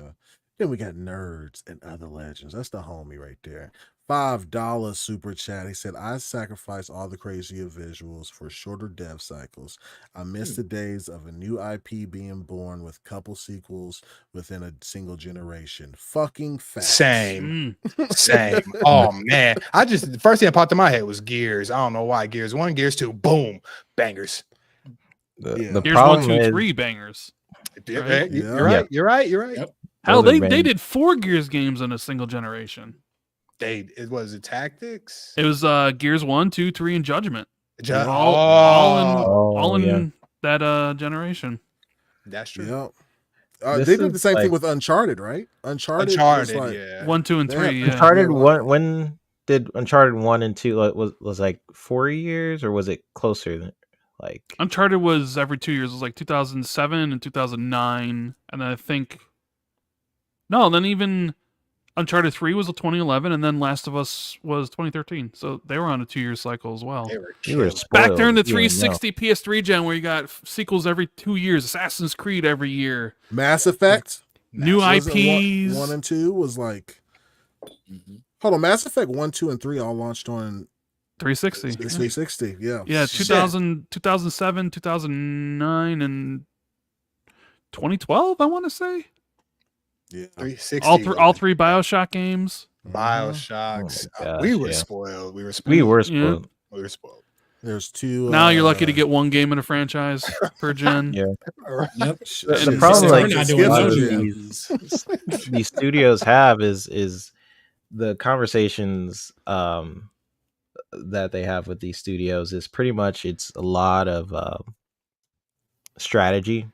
So how can we make a specific game to this market, and usually that is sequels of like what were we on, like the 20th Assassin's Creed game, Madden games. It's like let's put something in a franchise and just rehash it over and over, or just remaster or remake. It's just like a different mindset. And the problem is a lot of new IPs, it can hit something like Power World, we're like, dang, this thing is hidden, or a new IP could come out, it's really good, and no, it doesn't get enough attention. So it's like a risk for a lot of these companies to jump in and create something new and unique and something, and then people are like, they keep playing Call of Duty over and over. So it's a problem for a lot of these companies, but I still in the sentiment of like, I love new IP and new games and stuff like that. So I hope they keep doing it. I'm scared for Rise of the Ronin, man. I don't think it's going to be able to hang on. Despite whatever is going on with it, it's just a new IP and people it has to hit or not. It's unproven, so. Yeah. And then they want 5 million sales too. Yeah, they can kiss that shit. Oh, really? Bye, boy. It's like, Final Fantasy VII Remake, one of the most requested games of all time. I think only pulled 7 million copies in whatever amount of years it was, and that was on everything. Like, good luck. Good luck. Yeah, which is crazy because everybody was talking about how much they wanted that game, and then it dropped, and then look. Well, everybody online, like, I think we get it twisted. Like, Final Fantasy is an old man's game. Whoa. It is. I'm talking about us. Bro. I'm talking about us. Okay, I'm you talking mean about like us. as in the older generation? We're old men when it comes to video games. I mean, I agree. Like when you look at the numbers of every Final Fantasy game, and you look at how much it used to sell versus now, it's definitely gone down. I think someone had a chart of like it was 20 million, 16 million, 10 million. It's gone down and down throughout the year. So I mean, it's sad to think about. Like, dang, I'm getting old. I remember when Final Fantasy was like on X Play on G4 TV, and that was like a big. We was talking about that on Tuesday. We talking about that show on Tuesday. I think you're right, but I think them under 30s like don't give a fuck about under 30. I don't think they give a fuck about Final Fantasy, bro, at all. Yeah. I know 7 in particular, they probably don't give a fuck about. 7 is for us for sure. Because if you never play 7, you're not hyped about the new one, really. Why? I mean, even 16. I think the franchise in general is an old man franchise. I think they switched to Kingdom Hearts, and that grasped the new generation. I like Kingdom Hearts too. Possibly, but it's interesting to see like Square Enix with Final Fantasy embrace exclusivity, and then Sega and Atlas with Persona embrace multi-platform stuff. Yep. Because it sort of seems like Persona's more fresh now. Yep. Or it seems like there's more attention on it now because it's like we're going to be on PC and Xbox and PlayStation and Switch, and people seem to be really excited for it. And with Final Fantasy, it just seems like they're suffering because of the exclusivity, where they can only be on. They can't even be on PC, for Christ's sake. Yeah. Right? Yeah. And it seems like that's a detriment. Now, granted, Sony probably paid all them bills. You know, like they probably covered the production of the. Though. It is, and you know, they have a new CEO, so I'm assuming that's one of the reasons. I made this joke. It was like it sort of seems like Square Enix is like, oh, we'll give you these Final Fantasy games, but you're also taking Foam Stars as well. Yeah, you're taking this one too. Pay us for this. I don't know. Yeah. Yeah. It's just interesting because Final Fantasy was that game, and it transitioned from, you know, being only on Nintendo to then being only on PlayStation to then being multi-platform to then being back to exclusive, and then here's Persona, which was only PlayStation, right, to now being like completely multi-platform and embracing everything.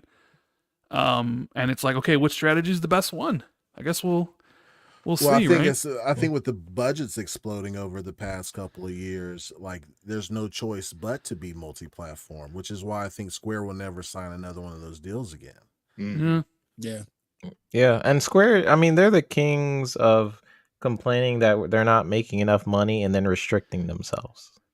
Yeah, like how many times they were like, "Oh, we didn't make the money we wanted to make," and then they put it on like one platform.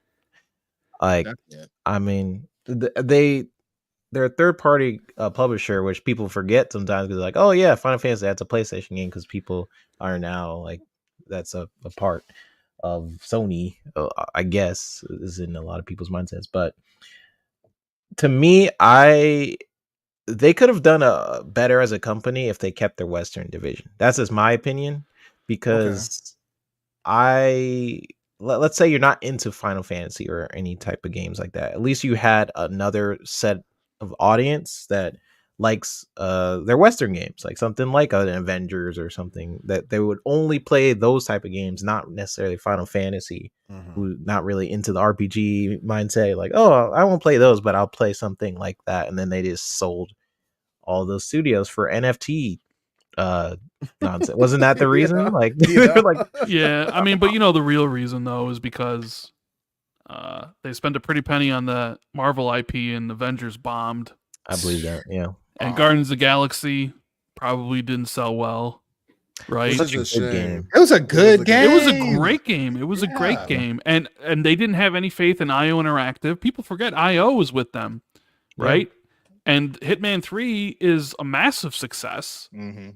Yeah, so my interest in Square Enix has definitely lessened because I really liked Eidos Montreal and Crystal Dynamics and stuff. And they got bit by what is kind of biting a lot of the industry in its ass, is the whole live service stuff. I mean, you would think an Avengers game, like a live service Avengers game, would be a slam dunk. Biggest IP in the world at the time when like Endgame and all that stuff was coming out. And it was a complete disaster. So, and now I'm worried about what's going to happen to Rocksteady. Because we've seen those Suicide Squad numbers, and what was it? In Europe, it was like 33% behind Gotham Knights. Yep. It's like, whoo. And they took 9 years to make this game. Like, whoo. I'm worried about the creativity of Insomniac. Oh. Like, because they are pretty much a Marvel studio now. Like, that's all they're making now. And, I mean, they're talented at it. I have my criticisms of, like, Spider-Man 2 and stuff, but it was a good game, It was buggy, but it was a good game. Yes, it was. But, like, when you get into that, to Torino's point, you get into these studios where they have to create certain types of games, and I feel like that's when I stopped liking either the studio, the game, or I don't know. And when you basically, as a studio, make a decision where I have to make live service games to survive. I know some of it is pivoting based on where the industry is headed, and then you have the other mindset where it's just like no, this is what people like, but the industry is ever changing. Sometimes people will develop like for Sony, for example, you'll build all these games as multiplayer live service base, and it finally comes out and they're like, oh, actually Battle Royale is back in town. And so I'm like, make the game that you want to make. At the end of the day, you never know what's gonna hit, because technically, like Power World, I mean, it's a survival game, which I don't think it was like bopping like that, right? You can't say like another survival game was like really bopping to the level of Power World, really, but they just came out and did something they loved. People were like, oh yeah, like Pokemon with guns, that sounds fun. And tried it. So that shit was booming. It was fun too. And they made that game for cheap too. I think it was like what, 55 people for 5 million or whatever it was. Yeah, cheap. Yep. It was cheap. They said they don't even know what to do with all the money. Like they're confused what to do, bro. Yeah, a good. It's the best problem to have. Yeah. What do we do with all this? It's kind of hilarious where you get Pal World and Helldivers come out. Nobody expects much of them. They both dominate. And then here's Skull and Bones and Suicide Squad, the big quadruple A games, and nobody wants them. Yep. It's nuts. I mean, people talk about the $70 stuff, and I will say, sometimes when you want to buy a game and it's like, but you're not sure, that price point do be off-putting sometimes. $70 is crazy. Very off-putting. Yeah. Especially, and if you want to get a new IP like Rise of the Ronin, you'd be looking at that and just like, $70. I don't know. The review, it's like, do I need to really? I could wait, especially when there's other games coming out at the same time too. Like there's tons of stuff, and if you're into live service stuff, it's like, I can go play Fortnite for free and not spend anything and play hundreds and thousands of hours for free. Like I played PUBG for 900 hours and didn't spend a single dime at all. Or I played 300 hours of Warzone and I didn't spend anything. Yeah. Right? Yeah. I feel it because it's like I know, like, to 3-Bit's point, devs want to be creative, but like the publishers and stuff, they ain't a charity. They want to make money. So it's like you have this like clash of artistic sensibilities mixed in with like cold hard business. And sometimes those don't jive. And the cold hard business is like, listen, we need to make something that's safe. We need to make something that's recognizable. We need to make this or that. But then the devs, but I want to do something crazy. I want to do something off the wall. But it's like, yeah, but that's not going to sell. And, you know, now that it's so expensive, we got to sell this for this much. It's tough out there. And who knows? Like, I have a feeling game prices are going to go up next gen. I wouldn't be surprised if next gen we're at $80 games. Right? Yeah. Like the Sony documents, they're like, what are ways we can make more money? And they were saying maybe we should increase the price from $80 to $100. That was in the Insomniac documents. I hope not. I mean, I know we joke about the GTA. Those kind of games will go by the way of cable. You remember when cable was getting ridiculous and there was just streaming services and people was just cutting the cord? That's exactly what would happen. You price out most of the gamers with $80 to $100 games or $100 games, right? Then like it's like, yeah, I'm just going to be on Game Pass, bro. Like you miss me with that. I'll buy that 1 or 2 game a year. But everything else is falling by the wayside. Game Pass, baby. I 1 or 2 games a year. Them are like real gifts now. It's like I need that as a gift. Like, damn, I don't want to pay for that. That's crazy. Yeah. People buy like 2 games anyways, so it's like they'll buy Call of Duty every year and like Madden or FIFA or something like that, and those are their games. True. So if you're gonna price something like crazy and people only play those type of games, you kind of just lose that customer who would have been interested otherwise. True. So that's kind of how I look at it. Like when you constantly are increasing prices, but then I also think about on the other side because I like to think about things from multiple perspectives. So if people they value subjective. So people who really was looking forward to something like Rise of Ronin, let's say they were a huge fan of Ghost of Tsushima, which I think is probably going to be a better game, but well, I digress. But maybe they were really looking forward to that game, and let's say it was like $90. They're like, hey, I'm looking forward to it. So something that may not be for me, another person will find that value to be worth it, and I understand that mentality because I be buying microtransactions for games. I'm that person that will buy He's the one ruining gaming for us. He's the 5% microtransactions. He's the 5%. I am the one. I'm like, I could boost my character and he could win. Dude, like, yeah, that's me. You're like my buddy. My one buddy, he spent like $6,000 in Genshin Impact. But he'll like how much? $6,000. He's also spent like $5,000 in Neverwinter Nights. Oof. You know, and it's like, well, he be that dude. You know, people always say speak with your wallets, and you do. Like, oh, I'm not going to buy this. I'm speaking with my wallet. But then, like, my buddy's out there speaking with thousands of wallets. Right. Like, he wants this stuff, you know? And I'm just like, really? He's like, got to get everything. I'm like, oh, all right. Yeah. I mean, your money, I suppose. Yeah. Gamer tag says disposable income, for sure. Yeah.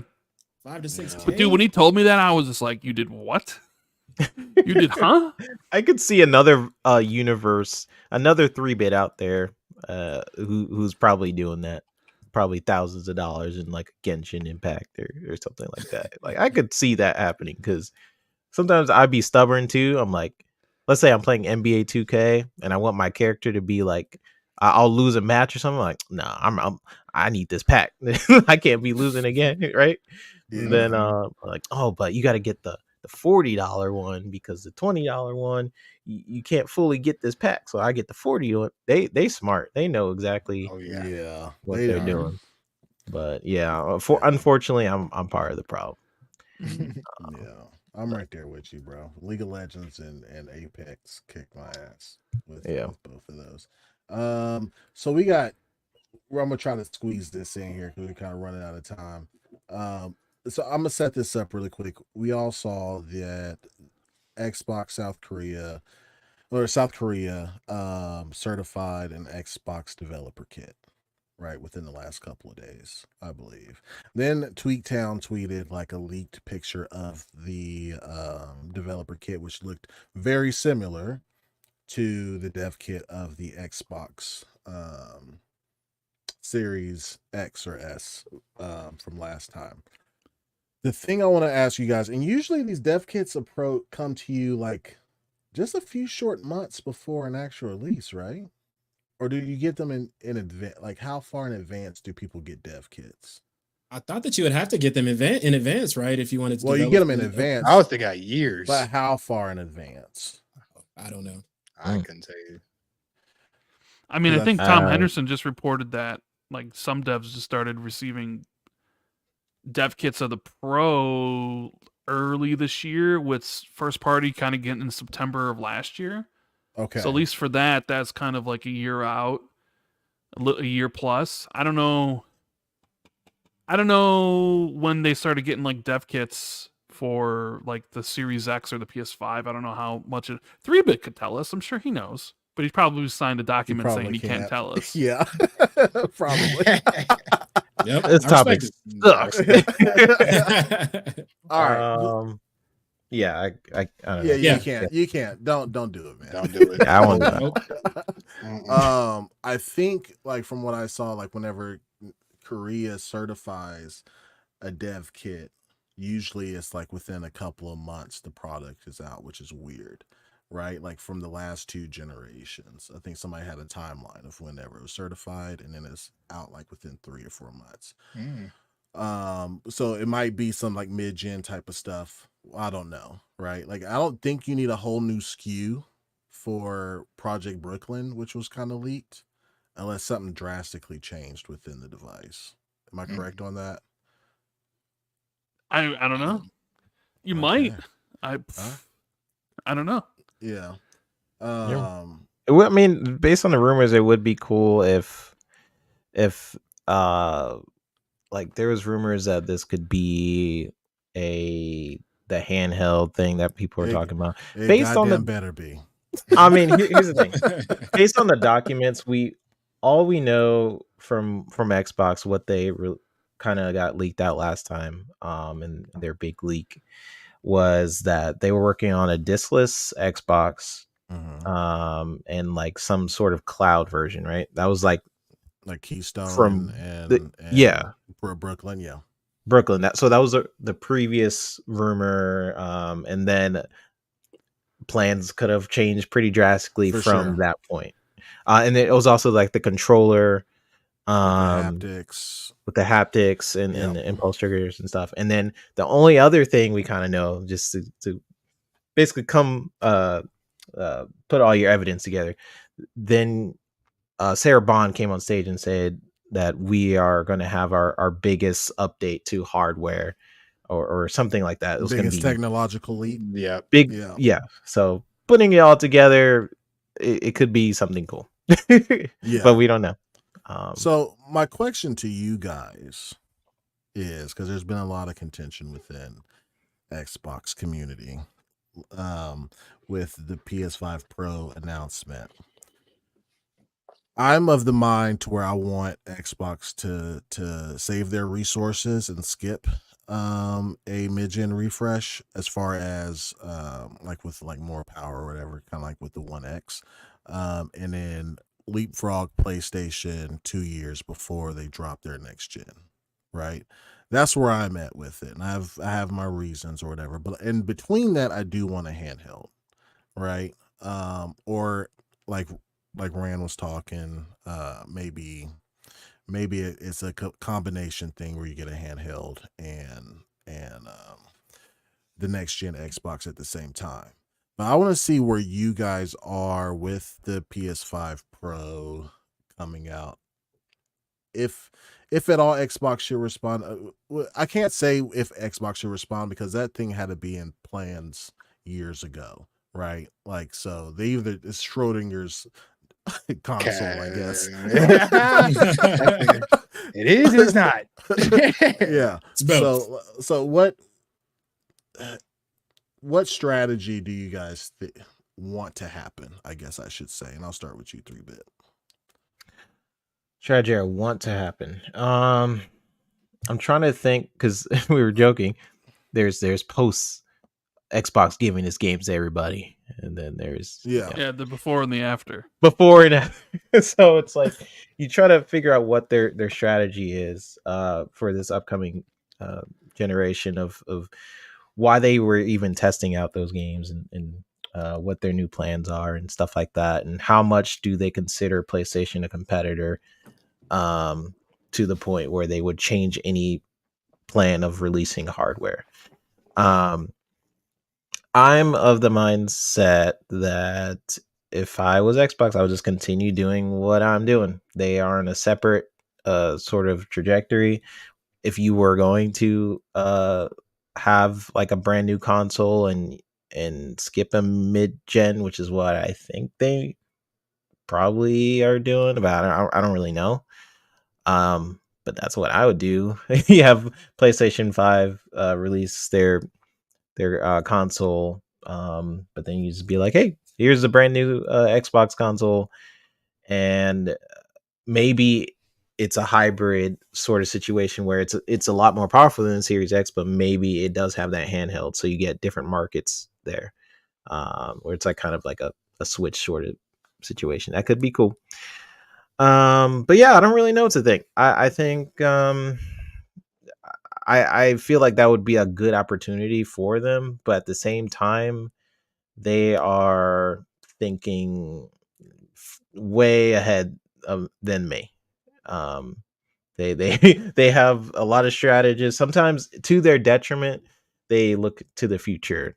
Like some things we're not even ready for. Like, hey, just look within now. But yeah, you said to their detriment sometimes. Yeah. Yes, to their detriment. I mean, we all know what happened with the Xbox One timeline, where a lot of those features would have been great to have, but people weren't just ready for it at the time. Right. They were like, always online? What do you mean? Right. That's literally in everything nowadays. So whatever they're thinking about, I'm sure they're thinking about what's beneficial for them in the long run, whether they think cloud is going in a certain way. I don't think they think cloud is going a certain way based on what they were saying in the FTC court case. So maybe they're thinking more so how to make this handheld and maybe compete in that way. I don't know. We'll definitely see. I do think it's a good opportunity to leapfrog PlayStation if that's something they even still care about. I don't know. This is you as a consumer. You as a consumer, what would you want? I have a poll up, by the way, chat. So would you want? I guess the question is, do you want a mid-gen 24, right? And then your next gen comes in 28, or do you want no mid-gen and your next gen comes in 26? I'm always give me the new stuff. Give me a new console. I mean, if you're asking me, that's what I would want. I know, like, if you're thinking business wise, what would be good right now? It's the race to GTA 6 and the promotion of that. So if you're releasing a new console like the PS5 Pro, no matter how much more powerful it is, it's a marketing thing. You could be like, oh, you could play best on the PS5 Pro, even if it's like an extra pixel, right? It's just marketing wise, it just looks good and it could drive sales because GTA 6 is the biggest game of all time. I would actually be looking at that. If I wanted to sell consoles, I would be looking at GTA 6 and what I could do. That's how big it is. It's literally that big that I would consider launching my console with that. But if you don't care about that, then just wait. And just have your console how you want your next gen. Okay. What about you, Ram? Didn't you have a debate? I could have sworn I saw like something you were going to debate. That's Brisket this. on This is that this Saturday. Is that this Saturday? Okay, Yeah. so it's a tough one to really have a debate on because it's sort like we sort of know what they're doing. At least it seems like. Yeah. So it's like, what is there really to debate because you know what one party's actually doing, right? But I guess it depends. Like if Xbox was coming out, if their planned leak from last year was right, and they were putting out their next gen console in 2028, yeah, I would want a mid-gen refresh. Of course, absolutely. Like, you know, like I wouldn't want to wait to 2028 to get new hardware, right? Right. Especially, you know, you sometimes you're starting to see like some of these games not run as well as they could, and it's like Dragon's Dogma doesn't even really hit 30 on console right now, right? So you can make the argument that the more games that are getting into current gen only will maybe be limited by their frame rates, and it's like, I don't want that to happen. Some people will move to PC because they'll want those frames, and some won't because they like the convenience.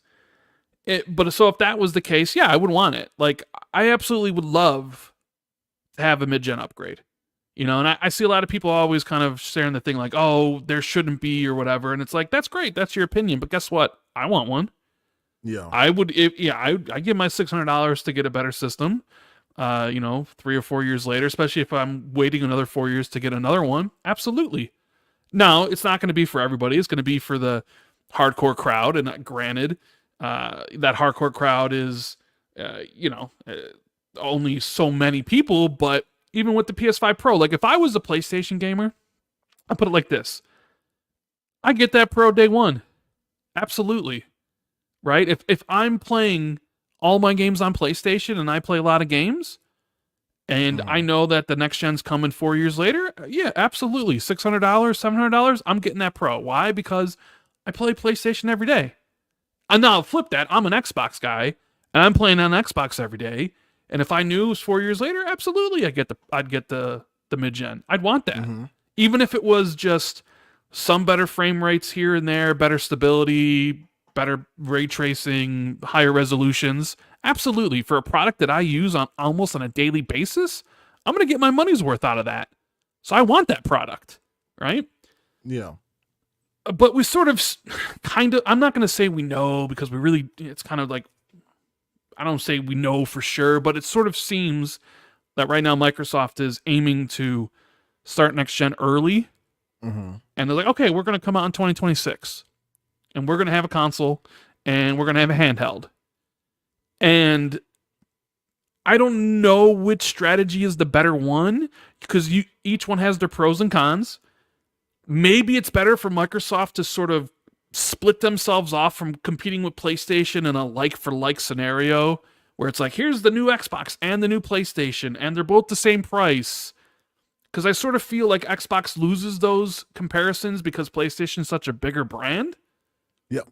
So maybe it's just better for Xbox to just strike out and do their own thing, kind of like Nintendo does, and be like, we'll get out ahead of this early, and we'll offer some really cool products and get people into the ecosystem, what have you, and we'll roll from there. Sure, then by the time Sony does put out their next-gen console, your console's less powerful. But I don't know if the jumps are going to be that significant moving forward without a new CPU. But then Xbox will just then have a new console, assuming they have another one a few years later. So I will say I like the idea of them doing their own thing and breaking that cycle of always launching new consoles against each other. So yeah, I'm kind of like, all right, let's see what launching this 2 years earlier or 2 years after a Pro and being like, this is your next gen offering and we're going to go from there. I'm kind of curious to see how that would play out and if that would really change things and if they could really innovate on the console side, because I don't know. Even though I like my Series X and I think it's done most of the things that they promised. I know a lot of people get stuck on the 4K 60 stuff, like, oh, they promised 4K 60 and it hasn't done that. Yeah. But I think the console's the best one they've ever made. And I know they want to innovate, but when you look at like innovation, the Series X really didn't innovate. It was very much a continuation of what the Xbox One X was. Yep. Same dashboard, so like the same feeling when you turn it on, same controller, right? It just seemed like it's not even an evolution. It's just like it just kept. I don't know the right terminology. It's just a more powerful version of what you already had. Yeah. Yeah. But to your point, Rand, do you think that, because you're talking about like getting the next best thing when it comes to Xbox, but I'm at the belief that I think that PS5 Pro, given that PlayStation's the market leader and most third-party developers already focus on PlayStation hardware first before they even think about Xbox, right? That it would actually benefit the Series X as far as its headroom, since the to me, I think on paper at least, the Xbox is more powerful than the PS5, right? But developers are always going to go with the market leader and optimize best on that as much as it can, and then just port over that version to the Series X. Now with the PS5 Pro, they could do the same thing, optimize for the PS5 Pro, and then maybe you get better results on your Series X versus the normal PS5. That makes sense? Yeah. I was thinking that like it could be a catalyst of, because the PS5 Pro devs start working on that, it could ripple. It could have a ripple effect with the Xbox, because that was a thing we did at UB. We would focus on PlayStation. Right. and I think that's just it's throughout the industry though, where a lot of developers would focus on a PlayStation version. Right. Who has more customers? Yeah. It has more customers. It's like there's more. Look at reviews for a lot of third-party games. It's more reviews on a PlayStation side. More reviewers opt for PlayStation versions, or they ask for a PlayStation version of a game than Xbox. So it's just like it is what it is. But I think when you get the PlayStation 5 Pro and you are making a PlayStation 5 Pro version of a game, and you already have developers prioritize the PlayStation 5, it could ripple. I don't know. We'll see. Yeah. It could have a rippling effect of like, since I am already prioritizing a PlayStation 5, but now I'm prioritizing a PlayStation 5 Pro, that could mean the Series X gets some good things in there. There's like up and down comparisons, right? With the Series X, you see some games like, it has better resolution, has way better frame rate than the PS5.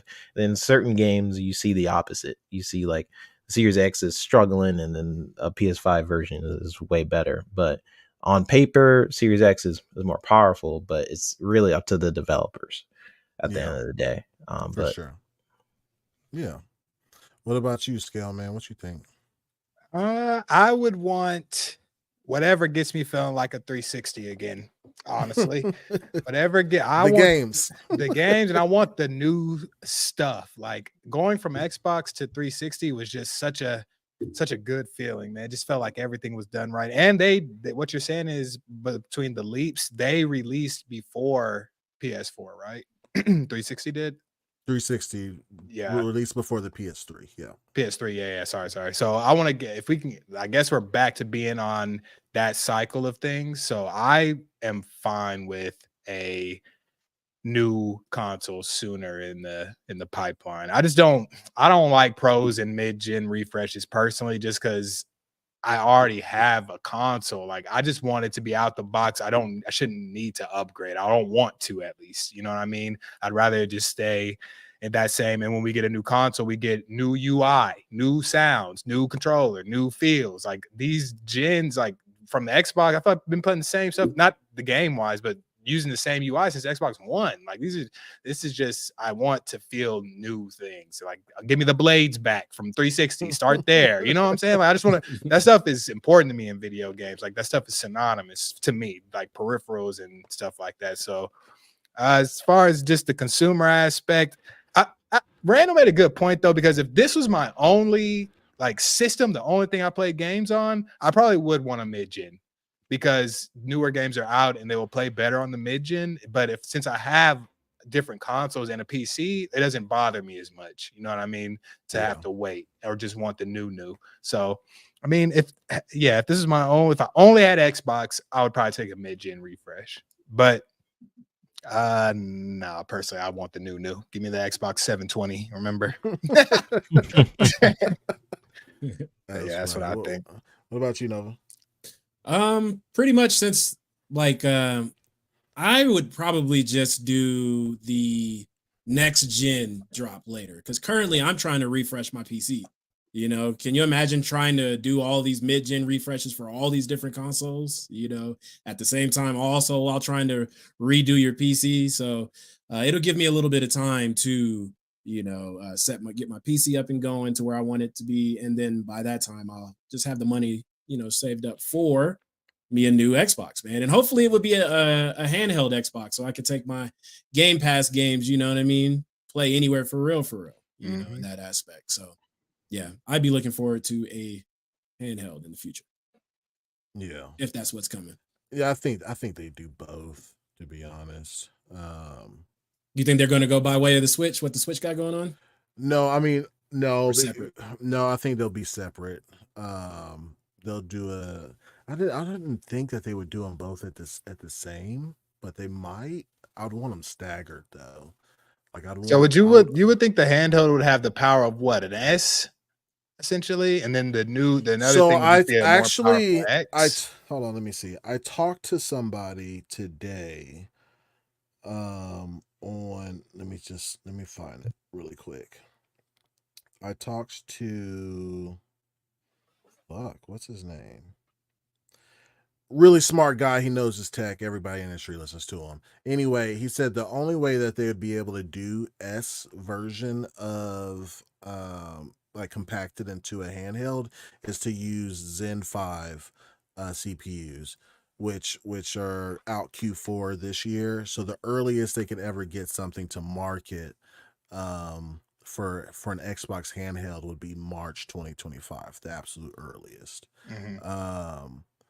Because the power draw on a Series S put into form factor handheld, like it would run worse than a ROG Ally as far as battery goes or whatever. But if they go to Zen 5 and do some other stuff, then it could be quite possible to have Series S quality, I guess, or power in a handheld.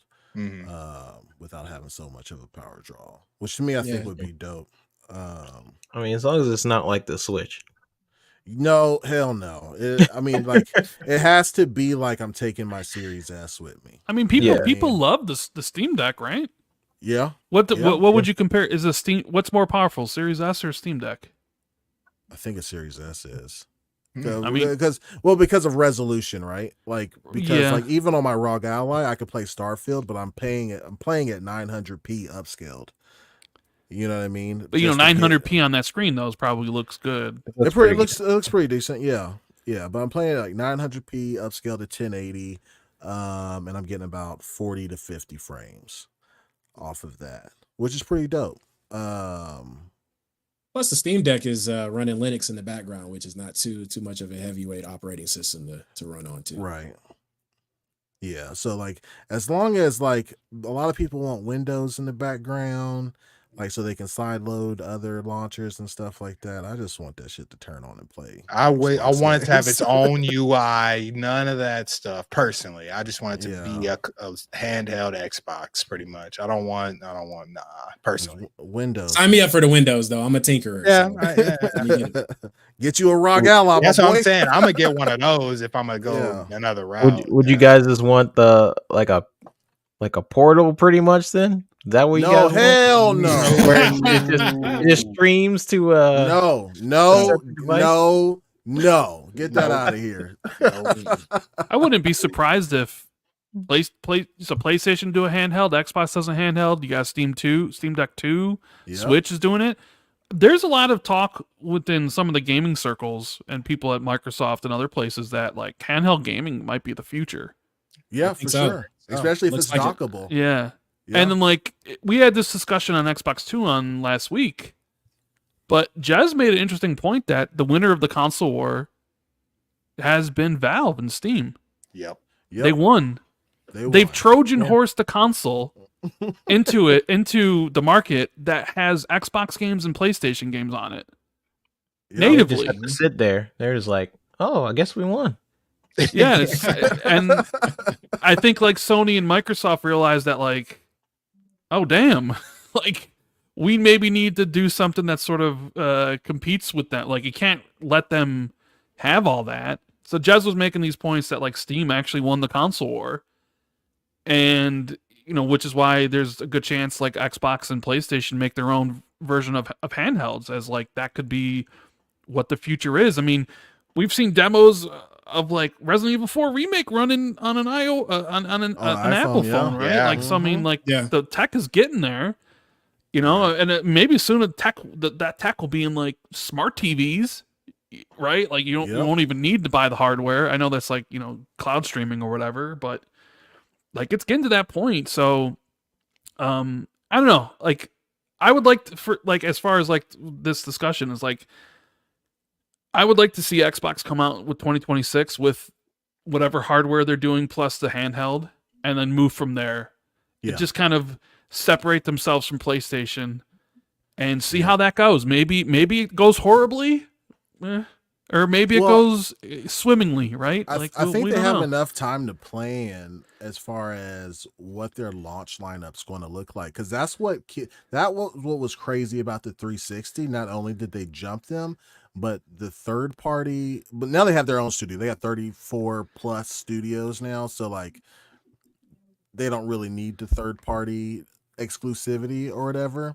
But like, as long as their launch lineup is ridiculous, like imagine Gear 6, the best Call of Duty,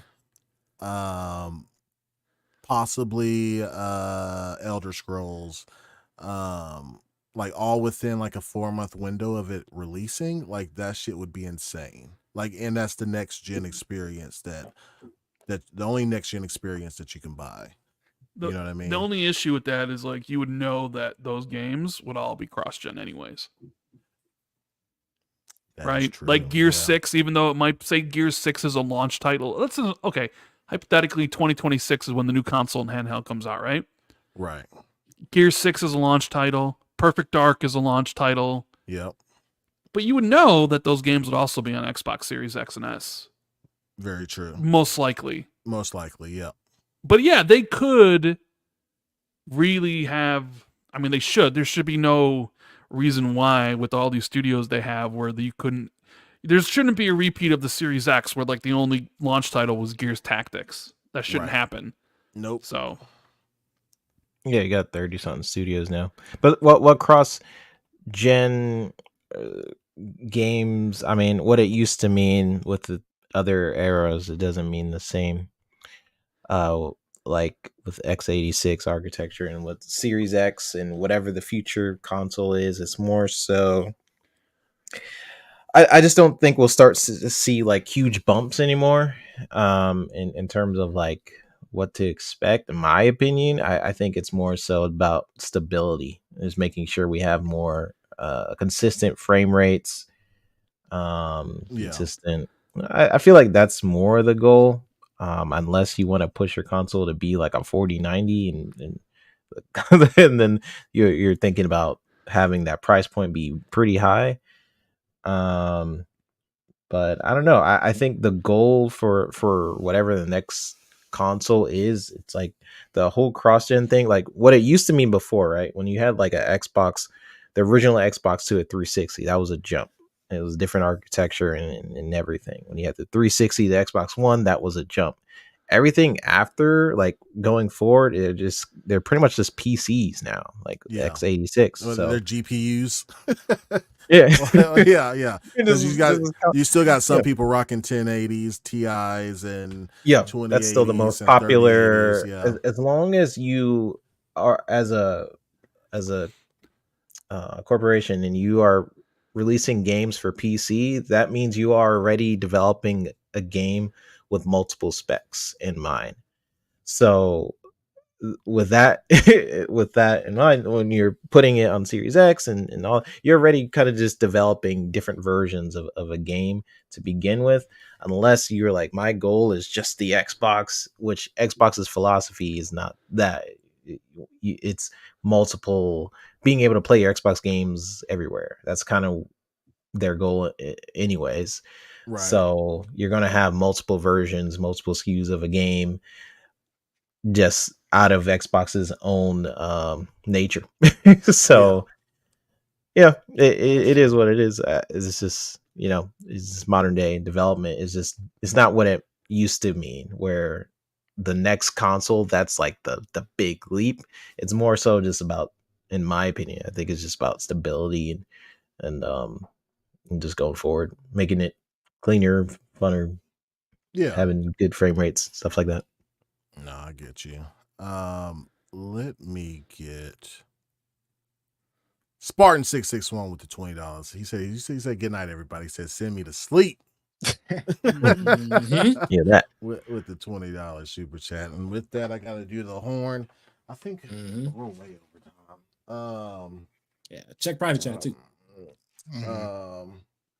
What's in private chat?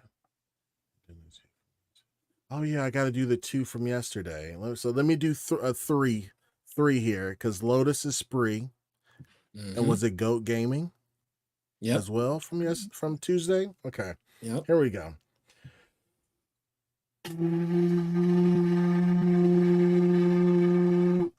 That was one. Okay. That was solid. Valhalla felt that one. A little shaky. Okay, that's one more. Here we go.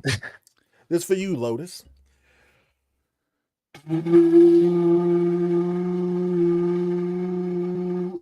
All right. Yeah. It was solid. Three solids. Not bad. Okay. Felt like I was going to war. almost there. Well, gentlemen, we kind of ran out of time, so we'll probably park Nova's topic for a Tuesday. Sorry. Unfortunately, because we were about 20 minutes over, man. But listen, there's 131 people still rocking with us over time. Y'all hit that like button, hit that sub button if you're just now checking us out. And I appreciate y'all motherfuckers being here with us. Had some wonderful conversations with the boy Randall Thor 19, the man with the million, and Pixelated Echoes host 3-Bit, my man. Of course, wonderful co-host BLAQQ Skellington and Supernova, always dropping bars, always doing what's right. You know what I'm saying? On and off the screen, they got integrity. You know what I'm saying? But by way of that, I gotta send everybody on their way. Randall Thor 19. They probably already know, but for the new people up in here, tell them where they can find you, man. Yeah, thanks for it was 2 hours went by already. Damn. Yeah, it went by very fast. Yeah. Good conversation with everybody. And if you want to check out the channel, youtube.com/RandallThor19. Got Xbox 2 tomorrow with Jez. Okay. And I'm sure we'll probably put on like an almost 4-hour podcast like we normally do, I guess. Even though there's really not too much to talk about, right? It's not like, but everybody's always dooming. I see the doom. Just look on Twitter. I see a bunch of doom on Twitter right now. So much doom, man. It's crazy. Doom all over the place. Dr. Doom. Maybe Phil Spencer should apply to be Dr. Doom on for Marvel. Right? Marvel. That'd be hilarious. Yeah, I think everybody is going to shut up probably this fall though.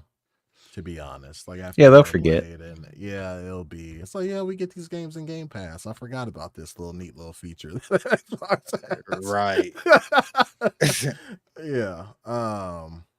But hey, Rand, super appreciate it. Y'all heard it from himself. Xbox 2 tomorrow. Check out him and Jez. They always have. I've been listening to him for years now. You guys check him out. One of my favorite podcasts, for real. Yeah, thank you. Yeah, man. 3-bit. Tell them where they can find you, man. Everyone can find me on Twitter at i3bit. I do the Pixelated Echoes. Starting to finally do a show. I'm always on like Boom Show and Mav Show and stuff like that. I love those peeps. I was like, hey, let's do my own. So that's every Sunday. It's me and Fuzzy Belvedere. Okay. And we just talk games. We just chill and go through topics. Try to take an approach that isn't doom and gloom. That's just sort of celebratory, because this game is awesome. I love games. I love gaming, and I love this community. So appreciate you guys having me on. Randall Thor, it's always a pleasure being on with you, good sir. You're the reason why I'm even podcasting probably right now. So that warms my heart. Appreciate you. Makes me feel old though. Makes me feel like I got a cane and I'm like all hunched over, and I'm just like, oh man, I used to listen to you in my younger days. Back in my day. Back in my day, Final Fantasy was the thing. Yeah. Oh yeah. I'm old, bro. I'm just old, bro. Black Viking, Supernova, Black Skeleton. It was awesome being on the show with you guys. Thanks for the invite, and I'll see you guys later. Bye. It's cool, man. Yeah, appreciate you being on, man. Like, listen, I'm telling you, you have a fantastic podcast. Your intro layout, the way you guys have conversations, keep at it, stay consistent. You guys are going to probably surpass us if y'all keep that shit up like real soon. You know what I mean? Like, the shit's good, man. It's quality. Yeah, I can't stop thinking about like just the intro and out. You guys just started, man. That shit's so cool. It's so cool. Heck yeah, appreciate it, man. Yeah. BLAQQ Scale. Tell these motherfuckers what's up. What's up? But I go by BLAQQ SKELLINGTON with 2 Qs. You can find me streaming on YouTube every Monday, Wednesday, and Friday at 1 p.m. Central Time, 2 p.m. Eastern. I want to say shout out to Randall Thor and 3-bit for joining the show. Thank you guys very much, man. You guys are great. We had some good conversation. We ran over time. Conversation's too good. We had more. We did though. But yeah, thank you to the guys. Thank you guys for donating. All the chat or all the proceeds go to the Boys and Girls Club. So thank you very much. Indeed, man. Mr. Nova. Hit him with that Supernova. Hit him with that negativity. Bro, after a while, they gonna think I'm a saint, bro. They gonna come to me at a convention. They gonna be like, sir, you are positive all the time and you do no wrong, right? Do you have a burning flame? He's here.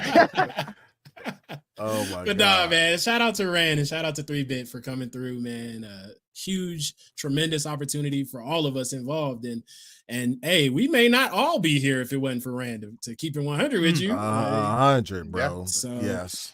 But no, shout out to you guys and shout out to 100 people that we still got left in the chat, man. After 2 hours and 20 some odd minutes talking, bro, it's definitely a blessing, man. Thank you. And every cent goes to the Boys and Girls Club. So thank you for everybody who came through and donated to a good cause, man. And enjoy the rest of your Friday Eve. I like to live my days on the week, a course of Fridays, bro. So it's Friday Eve, and so on and so forth. I'm trying to drop these links in here, but for 3-bit and for Rand, maybe this will work. This is 3 bits. That's 3 bits. Y'all hit that and go sub up. And then let me do Rand's real quick before we get out of here. Rand said, you don't need it. You don't need to do that. I already got it. And while you're doing that, we also posted the links on the on the community page earlier today as well. Yeah, links there, links in the description. But since y'all here in the chat, let's go ahead and throw that in there because we love to support. Oh yeah, that's my personal. I'll put that. Oh, that's what? That's my personal one. Oh, that's not the Pixelated Echoes joint. Yeah. I'm sorry. Oh, all good. I got some stuff. All right, I got you. His podcast is Pixelated Echoes. Yeah. Find that and you good. Next week, Thursday, we will be interviewing the CEO of Surgeon Studios and the creator of Tales of Kinzara, Zal. We'll have a one hour interview with him on Thursday, Mr. Salim. What's crazy is when we was watching the Game Awards and he was up there, me and Scale was watching, and we was like, "Yo, that's Father from Raised by Wolves, right?" Like, like we really fuck with him like a lot. So it's just crazy to be able to interview him for his release coming out. That's dope. In April. So super fortunate, I'm just grateful for the opportunity. Y'all come check that out. I think, what is it? 1 or 2 p.m. our time? It's 2 p.m. our time, right? I think. I thought it was 2 p.m. Eastern. So yeah, okay, so 1 p.m. our time. Yeah, 2 p.m. Eastern, 1 p.m. our time. But so y'all keep a look. We're gonna blast y'all with information with that on all the socials. So y'all stay up with that. And then y'all know where to find me, cuz I ain't gotta do any of that. Again, Ran 3-bit, thank you. And then peace out, guys. Holla at you.